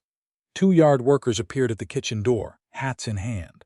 One asked what would happen to wages if Eliza took 1/3 of the business.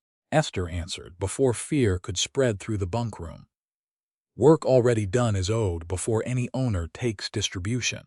That does not change. Eliza added, and I will not claim wages already earned by someone else. The men left with no promise of abundance, only a rule they could trust. By afternoon, Esther and Eliza carried the oilskin packet to the county clerk in a light wagon. The trip took less than half an hour over dry streets. At the counter, the clerk counted each item, allowed original codicil, Cyrus's written account, 4 original money order receipts, tintype, 3 letters to Eliza, 1 opened by her consent and 2 sealed. He placed them under an itemized receipt and locked them in county custody. Eliza kept her original sender's stub. The clerk copied its number and recorded that the original remained hers until hearing. Her returned business letters also stayed in her carpet bag. Esther signed the receipt. Eliza signed beneath her. When they returned to Goodwin Yard near dusk, a deputy was waiting beside the gate with a folded writ. Merritt had obtained preservation authority for Sunrise. This does not permit sale, the deputy said. It permits supervised inventory and neutral securing of disputed goods under the temporary order. Behind him stood an empty commission wagon. Esther took the writ. Eliza looked toward the 4 horses in their stalls. Levi stepped from the stable but waited for Esther's direction. The papers were safe in the county clerk's strongbox. The yard was not. At sunrise, the deputy read the preservation writ aloud before anyone touched a horse. Esther stood beside the stable ledger with Eliza on her left and Levi near the bay mare's stall. The commission wagon waited outside the gate, empty but ready. Merritt Sloan had brought 4 men to fill it. Under the temporary order, the deputy said, no disputed property may be sold, concealed, destroyed, or removed without court authority. Items may be tagged, described, and placed under neutral custody where necessary. Merritt unfolded his copy. The writ authorizes securing estate assets. It does, the deputy replied. It does not authorize a sale. Esther held out her written objections. Read each item before your men handle it. Merritt looked toward the 4 horses. We will be here all day. Then you should have filed a cleaner inventory. The deputy accepted Esther's pages. Each objection will be entered. One of Merritt's men approached the black gelding with a yellow tag. Esther stepped beside the stall but did not block him. Black gelding, purchased with winter boarding income. Date and seller are in my order book. The deputy read the matching inventory line and wrote disputed beside it.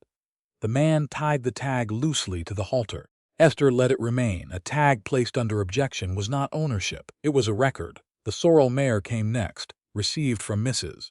Dillard in exchange for 2 complete harness sets. The bay mare followed. Foaled from my separate mare. At the gray mare's stall, Merritt tapped page 5 with 1 finger. Listed as estate stock. Esther answered, bought with the proceeds from 3 custom bridal orders. Hartwell, Ames, and Greeley. The purchase entry is dated 2 days after the final payment, with yard feed afterward, Merritt said. Paid through boarding income, which belongs to the business. Then the accounting can decide reimbursement. It does not turn the mare into my father's property. The deputy entered the 4th objection.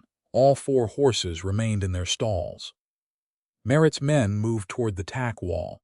Esther followed with the ledger. A pair of customer reins received a tag. Repair order for Mr. Cullen, not estate property. The tag came off. A breast collar made after Cyrus's death was listed next. Esther identified her stitch spacing, the brass rivets she had purchased, and the order date. The deputy marked it separate pending comparison.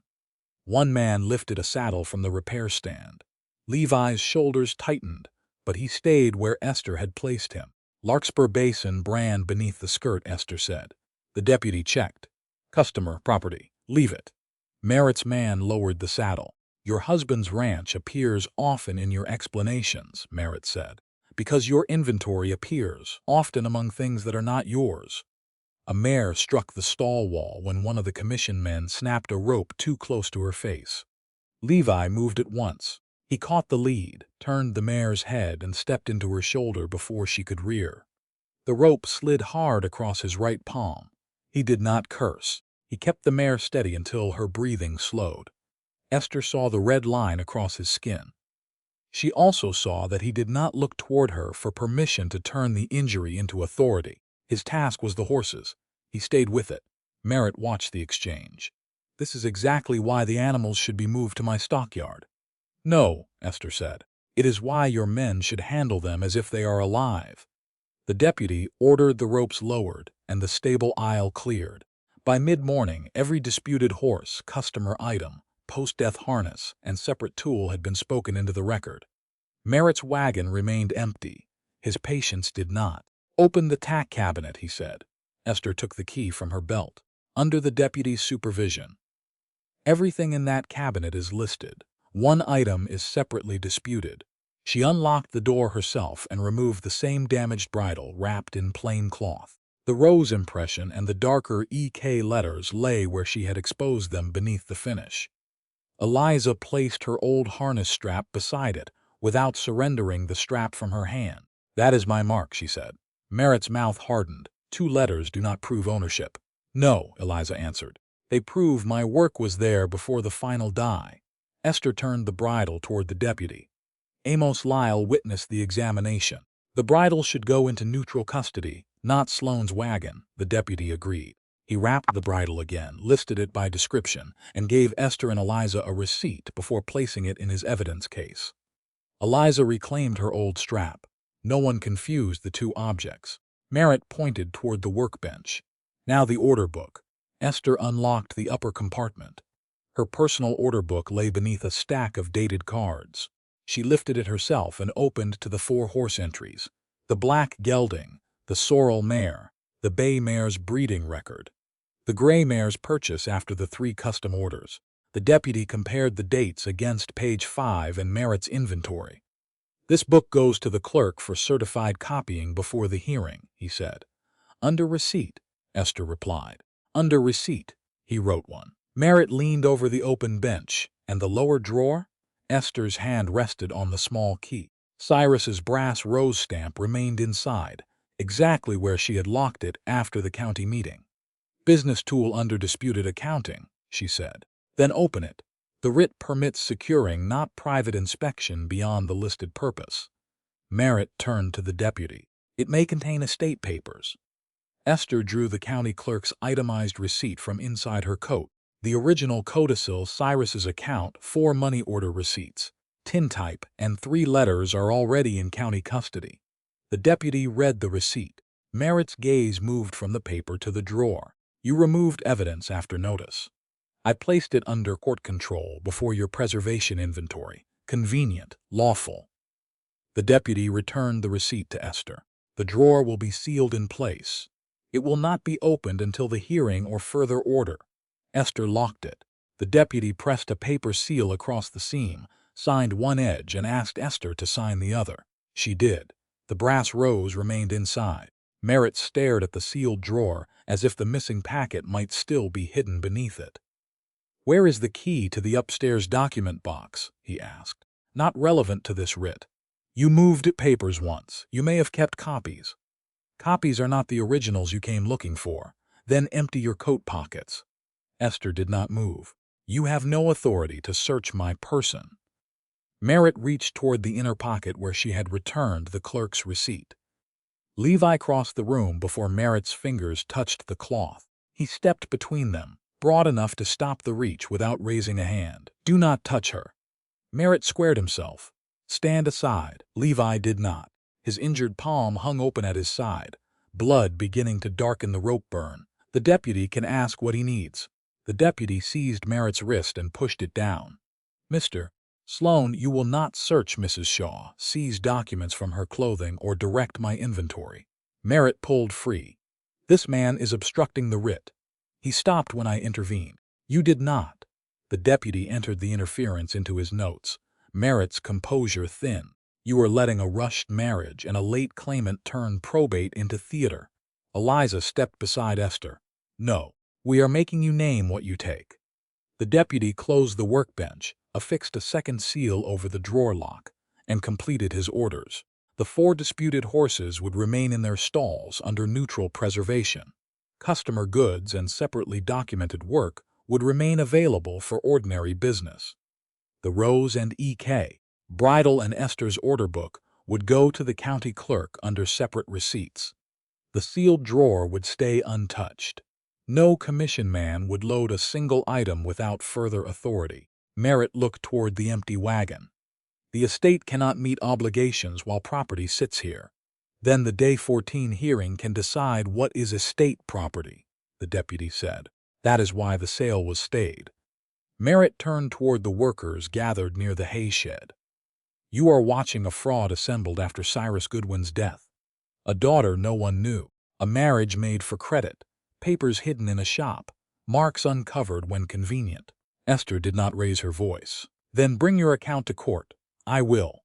Merritt stepped into the wagon, and I will ask that you testify first. After the wagon left, the deputy gave Esther the 2 receipts and took the bridle and order book toward town. The yard settled slowly. 4 yellow preservation tags remained on 4 halters, but no horse had crossed the gate. Esther found Levi beside the bay mare, wrapping his hand with a dirty handkerchief. "Give me that." He obeyed. She led him to the kitchen pump, washed the rope grit from his palm, and bound the burn with clean linen. He kept his hand open while she worked. "You told me to listen," he said. Esther tied the final turn. "You did. I wanted to stop him sooner. But you waited until he reached for me." "Yes." "And when the deputy stepped in, you stopped."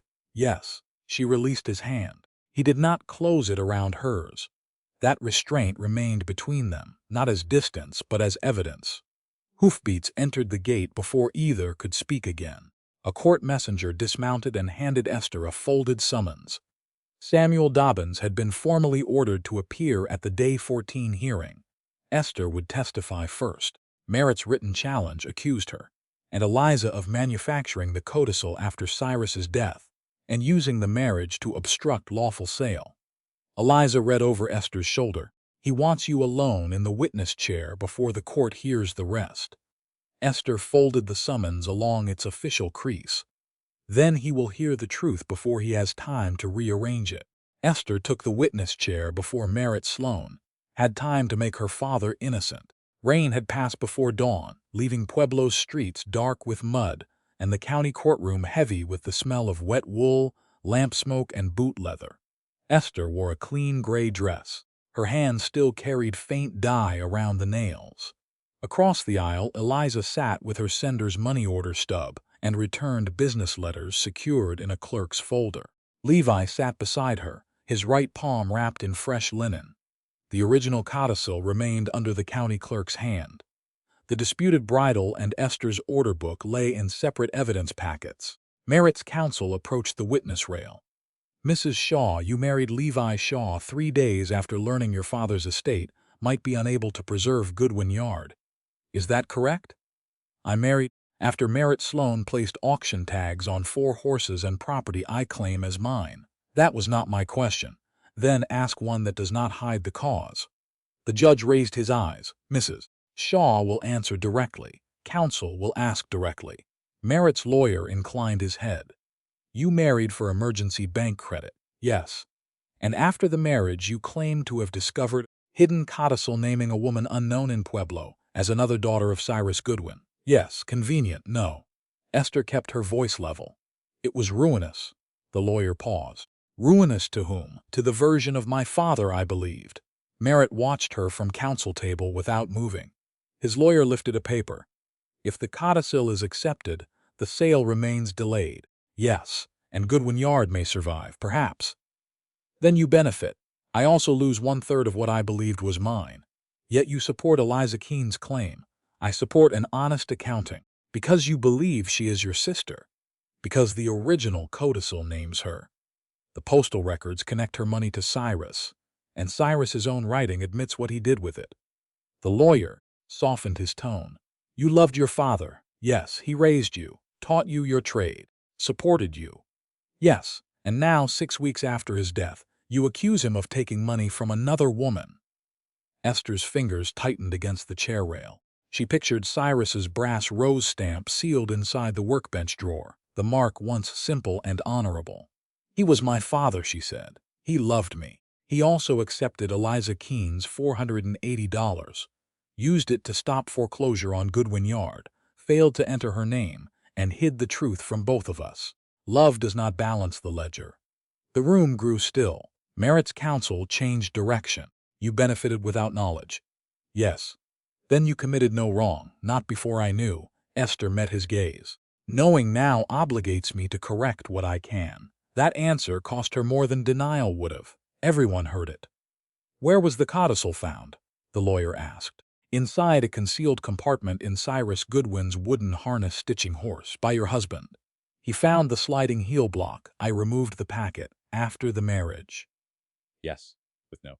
"Independent witness at the instant of discovery." "Correct. Then either of you could have placed it there. Anyone with access could have." Esther did not rush to defend the impossible. That is why I did not ask the court to rely on the hiding place alone. The judge nodded to the clerk. The original codicil was placed on the evidence table, but not released to Merritt. The clerk read the itemized custody receipt aloud and confirmed that the document had remained sealed since Esther and Eliza lodged it after obtaining the temporary order. "Call Samuel Dobbins," the judge said. The elderly former harness merchant entered with a cane and removed his spectacles before taking the chair. "Did you witness Cyrus Goodwin sign this codicil?" "I did." "Who else was present?" "Abigail Trent. She is dead now." "Was Cyrus competent?" "Yes." Ashamed and angry with himself, but competent. Merritt's counsel rose. "Did you know Eliza Keene?" "No, then you cannot know whom Cyrus meant." Dobbins adjusted his spectacles. "I know he said he had failed both daughters and meant to put both names where they belonged." "Could he have meant another woman?" "He said Esther and Eliza." The lawyer's jaw tightened. Why was the codicil hidden instead of filed? Cyrus said he wanted to speak to both women first. "And did he? You would have to ask him." "He is dead." Then that answer died with him. The next proof came through Mrs. Renshaw and the post office register. She confirmed the money order number, delivery date, and the oval Sloan Livestock Commission mark used to accept registered items addressed to Cyrus. She also confirmed returned business letters bearing the same office routing. "Did Merritt Sloan personally open any letter?" his counsel asked. "I cannot say. Did you see him conceal one?" "No." "Then your testimony proves only that his office accepted mail." "That is what I said." Esther was grateful for the limit. Truth weakened when stretched. Eliza testified next. She produced the original sender's stub. The number matched Cyrus's receipt. She identified the 2 returned business letters and the opened account letter from the packet. "You came to Pueblo demanding 1/3 of a business you had never seen," Merritt's counsel said. "I came demanding an accounting for money I earned." "You expected Esther Shaw to surrender her home." "I expected Cyrus Goodwin's estate to honor its obligation." "And if that destroys the yard?" Eliza's eyes moved once toward Esther. A business saved by erasing one owner was already damaged. The words hurt. Esther let them. Then the clerk opened Esther's order book. Page after dated page established the 4 separate horses. The black gelding purchased with winter boarding income. The sorrel mare received for 2 harness sets. The bay mare foaled from Esther's separate mare. And the gray mare bought with the proceeds from 3 custom bridal orders. The book also listed post-death tack, customer repairs, and leather purchased with Esther's separate earnings. The deputy confirmed Merritt's inventory had included those goods, Levi's Larkspur-branded saddle, and the gray mare listed on page 5 as estate stock. Merritt's counsel objected. "This hearing concerns a codicil, not every disputed strap in Pueblo." The judge looked at the incomplete bank copy, the certified page 5, and Merritt's creditor statement. It concerns the executor's accounting and his attempt to sell property under that accounting. Page 5 was entered for a limited purpose. It showed Sloan's office had delivered only 4 pages to the bank, while the official file contained 5. It also listed $236 in claimed feed, handling, and sale preparation charges. Esther's record supported $74 in documented advances. "Do you claim the remaining amount was fabricated?" the judge asked her. "I claim it has not been supported." "That is the proper answer." Levi was called last. He described the paper scrape inside the stitching horse, Esther's permission to turn it, the sliding heel block, and Esther removing the packet. He described the chain of custody without embellishment. Merritt's counsel approached him. "You married Mrs. Shaw to prevent an estate sale." "I married her after she asked and after we agreed to terms. You pledged wages and land, limited surety. You had an interest in making the estate appear complicated. I received no ownership in the yard. You believed Eliza Keene was dishonest. When she arrived, the question was meant to split the witnesses. Levi let it expose only himself. I did once." Eliza raised her head. "You turned her away?" "Yes. And now you support her claim because your wife ordered you to." "No. Then why?" Levi rested his bandaged palm open on his knee. "Because I decided what kind of woman Miss Keene was before I let her finish one sentence. I was wrong. Why should the court trust your judgment now? It should not trust my judgment where I exceeded what I knew. It should trust only the facts I witnessed. No excuse. No attempt to buy dignity by taking some from Eliza. The judge recessed briefly, then returned with the written temporary ruling. The sale remained stayed. Merritt Sloan's authority as executor was suspended pending full accounting. Eliza Keene was recognized as a credible interested claimant entitled to notice and participation. Esther's 4 separately documented horses, personal tools, customer goods, and post-death work were excluded from immediate estate seizure. Remaining disputed estate property would stay under neutral supervision. Merritt's $236 claim was referred to accounting, with $74 provisionally recognized as documented advances. The original codicil would remain in the probate file under clerk custody. Esther's order book could be returned after certified copying. The Rose and E.K. bridle would remain under receipt. The sealed workbench drawer would stay untouched until final accounting determined the brass stamp status. Merritt rose. Your Honor, this leaves the estate unable to satisfy immediate debts. Then an honest accounting will show which debts are immediate and which were enlarged by haste. The deputy stepped forward with a separate notice concerning interference during the preservation, inventory, and possible suppression of estate records. Not an arrest, not a conviction, an inquiry. Merritt accepted the paper with his face pale around the mouth. Outside the courthouse, reporters gathered beneath the stone arch. Mrs. Shaw, have you destroyed your father's name? One called. Did Eliza Keene force you to betray him? Esther stopped. A name that cannot survive the truth was never mine to protect. Pencils moved. Levi came to her side but left space between them. Do you want me beside you? He asked. Esther glanced at the reporters, then at the muddy road leading home. Not for them. She placed her hand through his uninjured arm. For the walk home. Levi's valise stood beside the kitchen door when Esther came downstairs the next morning. His shirts were folded inside. His shaving cup had been wrapped in a handkerchief. The spare room across from Esther's bedroom was as orderly as it had been before their wedding, except for the faint square on the washstand where Levi's razor box had rested. On the table lay one sheet of paper in his plain handwriting.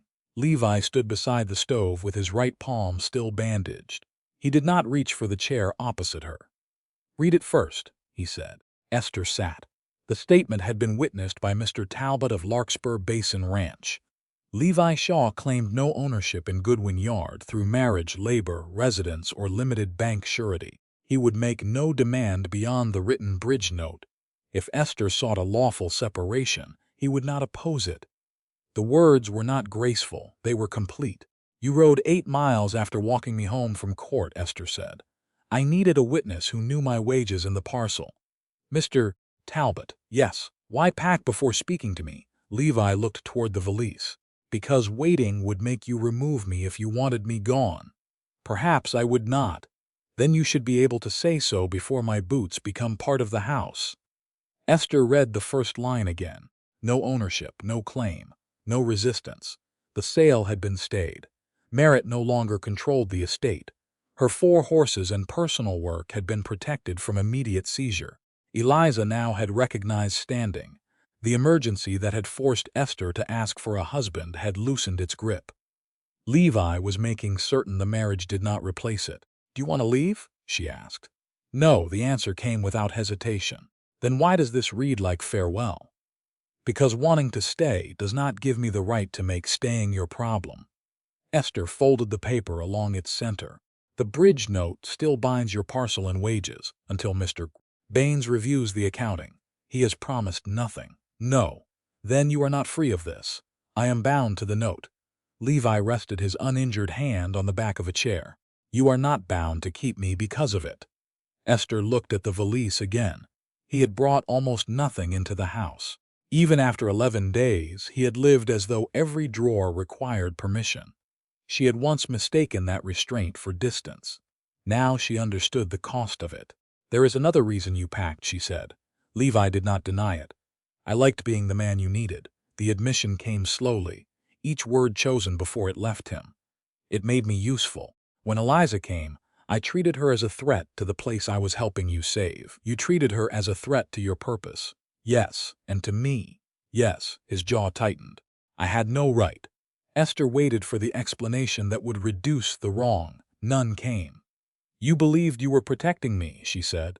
I did. Do you still believe that excuses it? No. What changed? Levi glanced at his wrapped palm. At the gate, I thought strength meant holding the line. On the depot road, she said no, and I learned the line was hers. He lifted his eyes. Then Merritt reached for you, and I stopped him. When the deputy stepped in, I stopped too. That is the difference I should have understood before. Esther let the answer settle. Not perfection. Evidence. I am not asking you to forgive me, he said. I am telling you before you decide whether I remain your husband anywhere but the county register. Footsteps crossed the hallway.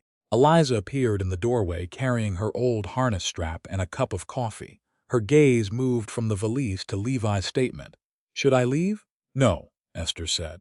Levi stepped away from the table, giving both women the room. Esther turned to Eliza. If Levi remains in this household, do you object? Eliza took a measured drink. Your marriage belongs to you. The business does not belong only to me if the codicil is upheld. No, his wages secure the bridge note. His residence affects the yard. Your interest requires that I ask. Eliza leaned one shoulder against the doorframe. I object if marriage gives him authority over my share. It does not, Esther said. Levi remained silent. Eliza noticed. I object if his ranch wages become an excuse to claim equity later. Esther placed Levi's statement on the table. He has renounced that. Eliza read it without touching. I object if decisions affecting my 1/3 are made in your bedroom and brought to me as settled. Agreed. I want the books before any horse tool or contract tied to the business is pledged. You will have them. And my money remains separate unless I put it into the yard under a written entry. Yes. Eliza looked at Levi. Do you agree? He answered, only because she had asked. I do. Then whether you sleep under this roof is Esther's choice. Whether your money enters, the business is not. Understood. It was not forgiveness. It was a boundary. Esther valued it more. Eliza withdrew toward the workshop, carrying her coffee and the old strap. She left the door open behind her. Levi remained across the table. You did not ask whether she forgives me, he said. That belongs to her. Yes. And this? He nodded. This belongs to me. Esther lifted the paper. Levi's shoulders tightened when she crossed toward the stove. He thought she meant to burn it. She stopped before the iron top. Destroying the statement would turn his offered freedom into another decision made without him. Esther returned to the table and placed it before his hand, unsigned. I needed a husband because time had taken every other choice from me, she said. I know. You know why, I asked. You do not know what it felt like to hear auction tags moving in my stable and understand that every lawful answer would arrive too late. Levi did not interrupt. I chose you because you were the one man I trusted not to use urgency against me. Pain crossed his face. Then I did. Once. Esther let the word remain neither smaller nor larger than truth.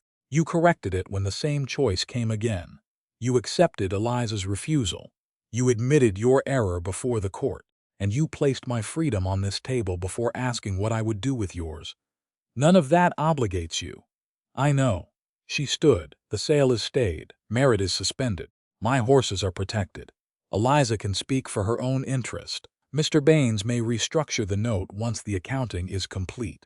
I can sell lawful property, take more contracts, or ask for separation. Levi's fingers closed around the edge of the table. Yes, now I have choices. He did not ask her to name one. Esther walked around the table and stopped in front of him. She pressed the folded release statement against his chest.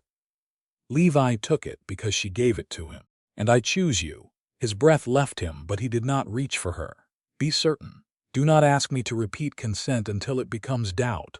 I won't. Esther took his uninjured hand. I choose the man who obeyed my no, the man who failed, then changed when the same pressure returned, the man who offered to leave before asking to be loved, Esther. And I choose you because I want you here when there is no auction outside. Levi's eyes closed once. When they opened, hope had not erased restraint. Where do you want the valise? Esther glanced toward the staircase.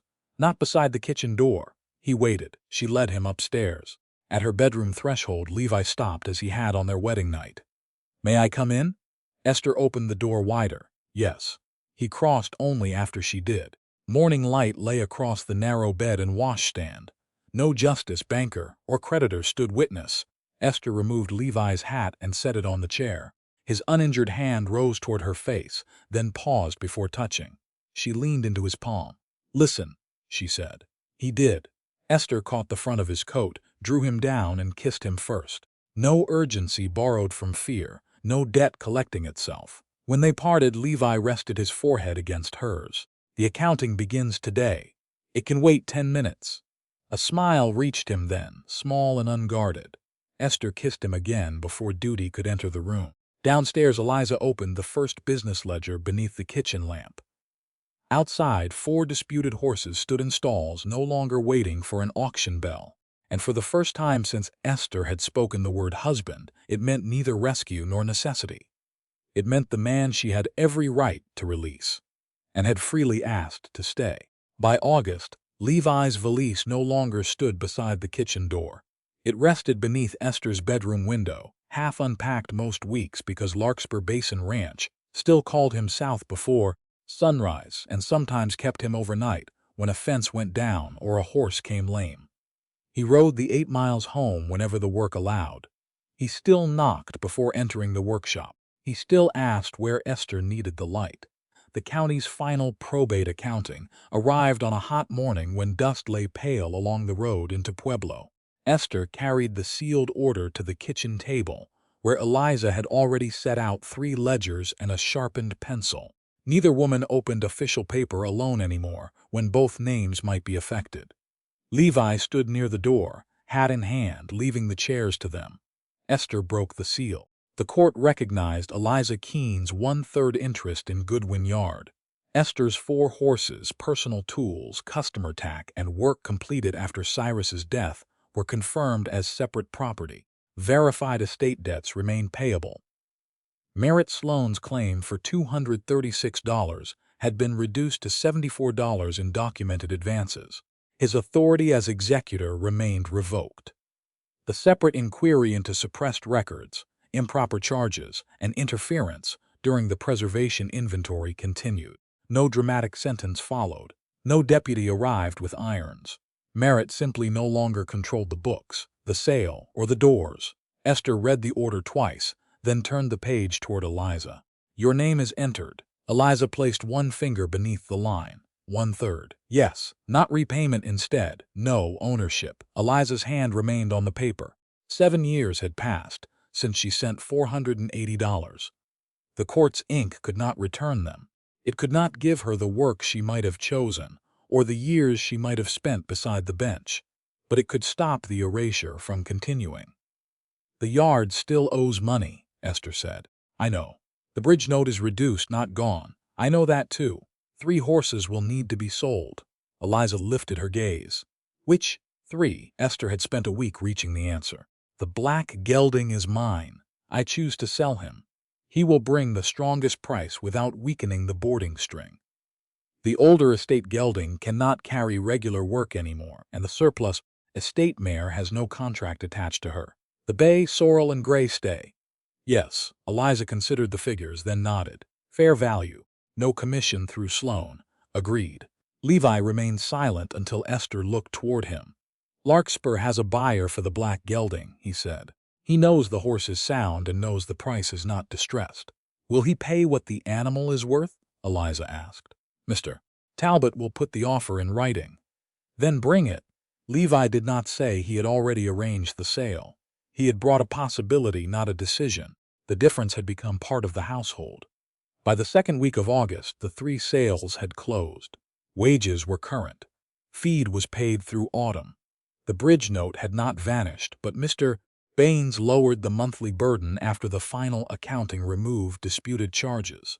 Levi's parcel and pledged wages remained part of the security. He never treated that fact as an investment in the yard. Esther never treated his risk as invisible. The new sign went up on a dry afternoon. Goodwin and Keene Horse and Harness. The painter had centered Goodwin first out of habit. Eliza made him take the board down and correct the spacing. "The words are the same," he complained. "The space is not," she said. He repainted it. When the sign finally hung above the gate, there was no crowd. A delivery boy read it aloud. One customer asked whether Esther had sold the business. "No," she said. "It has been named properly." Eliza, standing near the harness rack with a measuring tape around her neck, added, "More properly." Esther accepted the correction. Their partnership did not become easy because the court recognized it. Eliza kept her money in a separate lockbox. She chose the small room beside the workshop instead of the spare bedroom in the house. Esther knocked before entering. They argued over leather prices, feed purchases, and whether old customers should receive the favors Cyrus once granted without entering them in the books.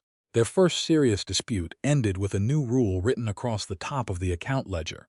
Generosity must be recorded by name, amount, and consent. No more kindness disguised as missing arithmetic. The county clerk retained the original codicil in the probate file. Esther received a certified copy bearing the court seal and stored it with the business records. The clerk returned the oilskin wrapper, the tintype, Cyrus's receipts, and the non-testamentary family papers authorized for release. Eliza took the 2 personal letters she had never opened. "Do you want the box?" Esther asked. "No." Eliza slid the letters into her own lockbox. "I may read them, you may not. That too." Cyrus's wooden stitching horse remained in the workshop. The hidden compartment had been repaired but not disguised again. Eliza used the old frame when finishing narrow straps because the height suited her better than Esther's newer bench. No one placed another secret inside the hollow leg. Late one afternoon, the deputy returned with the final accounting order. Esther and Eliza stood beside the workbench while he examined the seal across the small drawer. The order assigned Cyrus's brass rose stamp to the continuing business inventory. Not to Esther alone. Not to Eliza alone. Never to Levi. The deputy cut the paper seal, recorded the release, and left the broken strip on the bench until Esther signed his book. After he rode away, Esther did not open the drawer immediately. 4 months earlier, she had locked the stamp there because touching it felt like accepting Cyrus's authority over every truth he had hidden. Now the drawer belonged to a different account. Eliza laid a new breast collar across the bench. The leather was dark, thick, and damp enough to take a clean impression. Beside it rested her restored EK stamp recut from the mark on her old harness strap. Levi entered carrying a lamp. His right palm had healed, leaving only a pale line where the rope had burned him. He stopped a few feet from the bench. "Where do you need the light?" Esther pointed between the 2 working places. "Here." He set the lamp where its glow reached the center of the leather and stepped back. Esther took the small drawer key from her belt. The lock turned with a dry click. Cyrus's brass rose stamp lay inside, worn smooth at the handle from decades beneath his hand. Esther wrapped her fingers around it. The weight was familiar. The meaning was not. "I thought about destroying this," she said. Eliza turned the EK stamp once in her palm. "Would it have returned the money? No. Would it have named me sooner? No." Esther placed the rose against the left side of the breast collar. Then destroying it would only make another mark disappear. She lifted the rawhide mallet and struck once. The rose pressed deep into the leather, clear, permanent. Esther moved aside. Eliza set EK on the right. "He told me my mark would stand beside his," she said. Then he covered it. "Not now." Eliza struck the stamp. When she raised it, both impressions held the same depth. Separate, equal. Levi adjusted the lamp only when Eliza asked, bringing the light between the marks without casting either into shadow. He did not touch the collar. Esther ran one fingertip along the open space between rows and initials. "His mark does not mean the yard belongs only to him anymore." Eliza studied EK in the leather. "And mine does not live beneath anyone else's die." Outside, a horse called from the stable. The August light had begun to fade beyond the workshop door. Levi glanced toward the road south. "I can still reach Larkspur before full dark." Esther took his healed palm. He waited, making certain her answer belonged to the ride and not to him. "No," she said. Then she turned the lamp higher, leaving both marks visible. "Come home."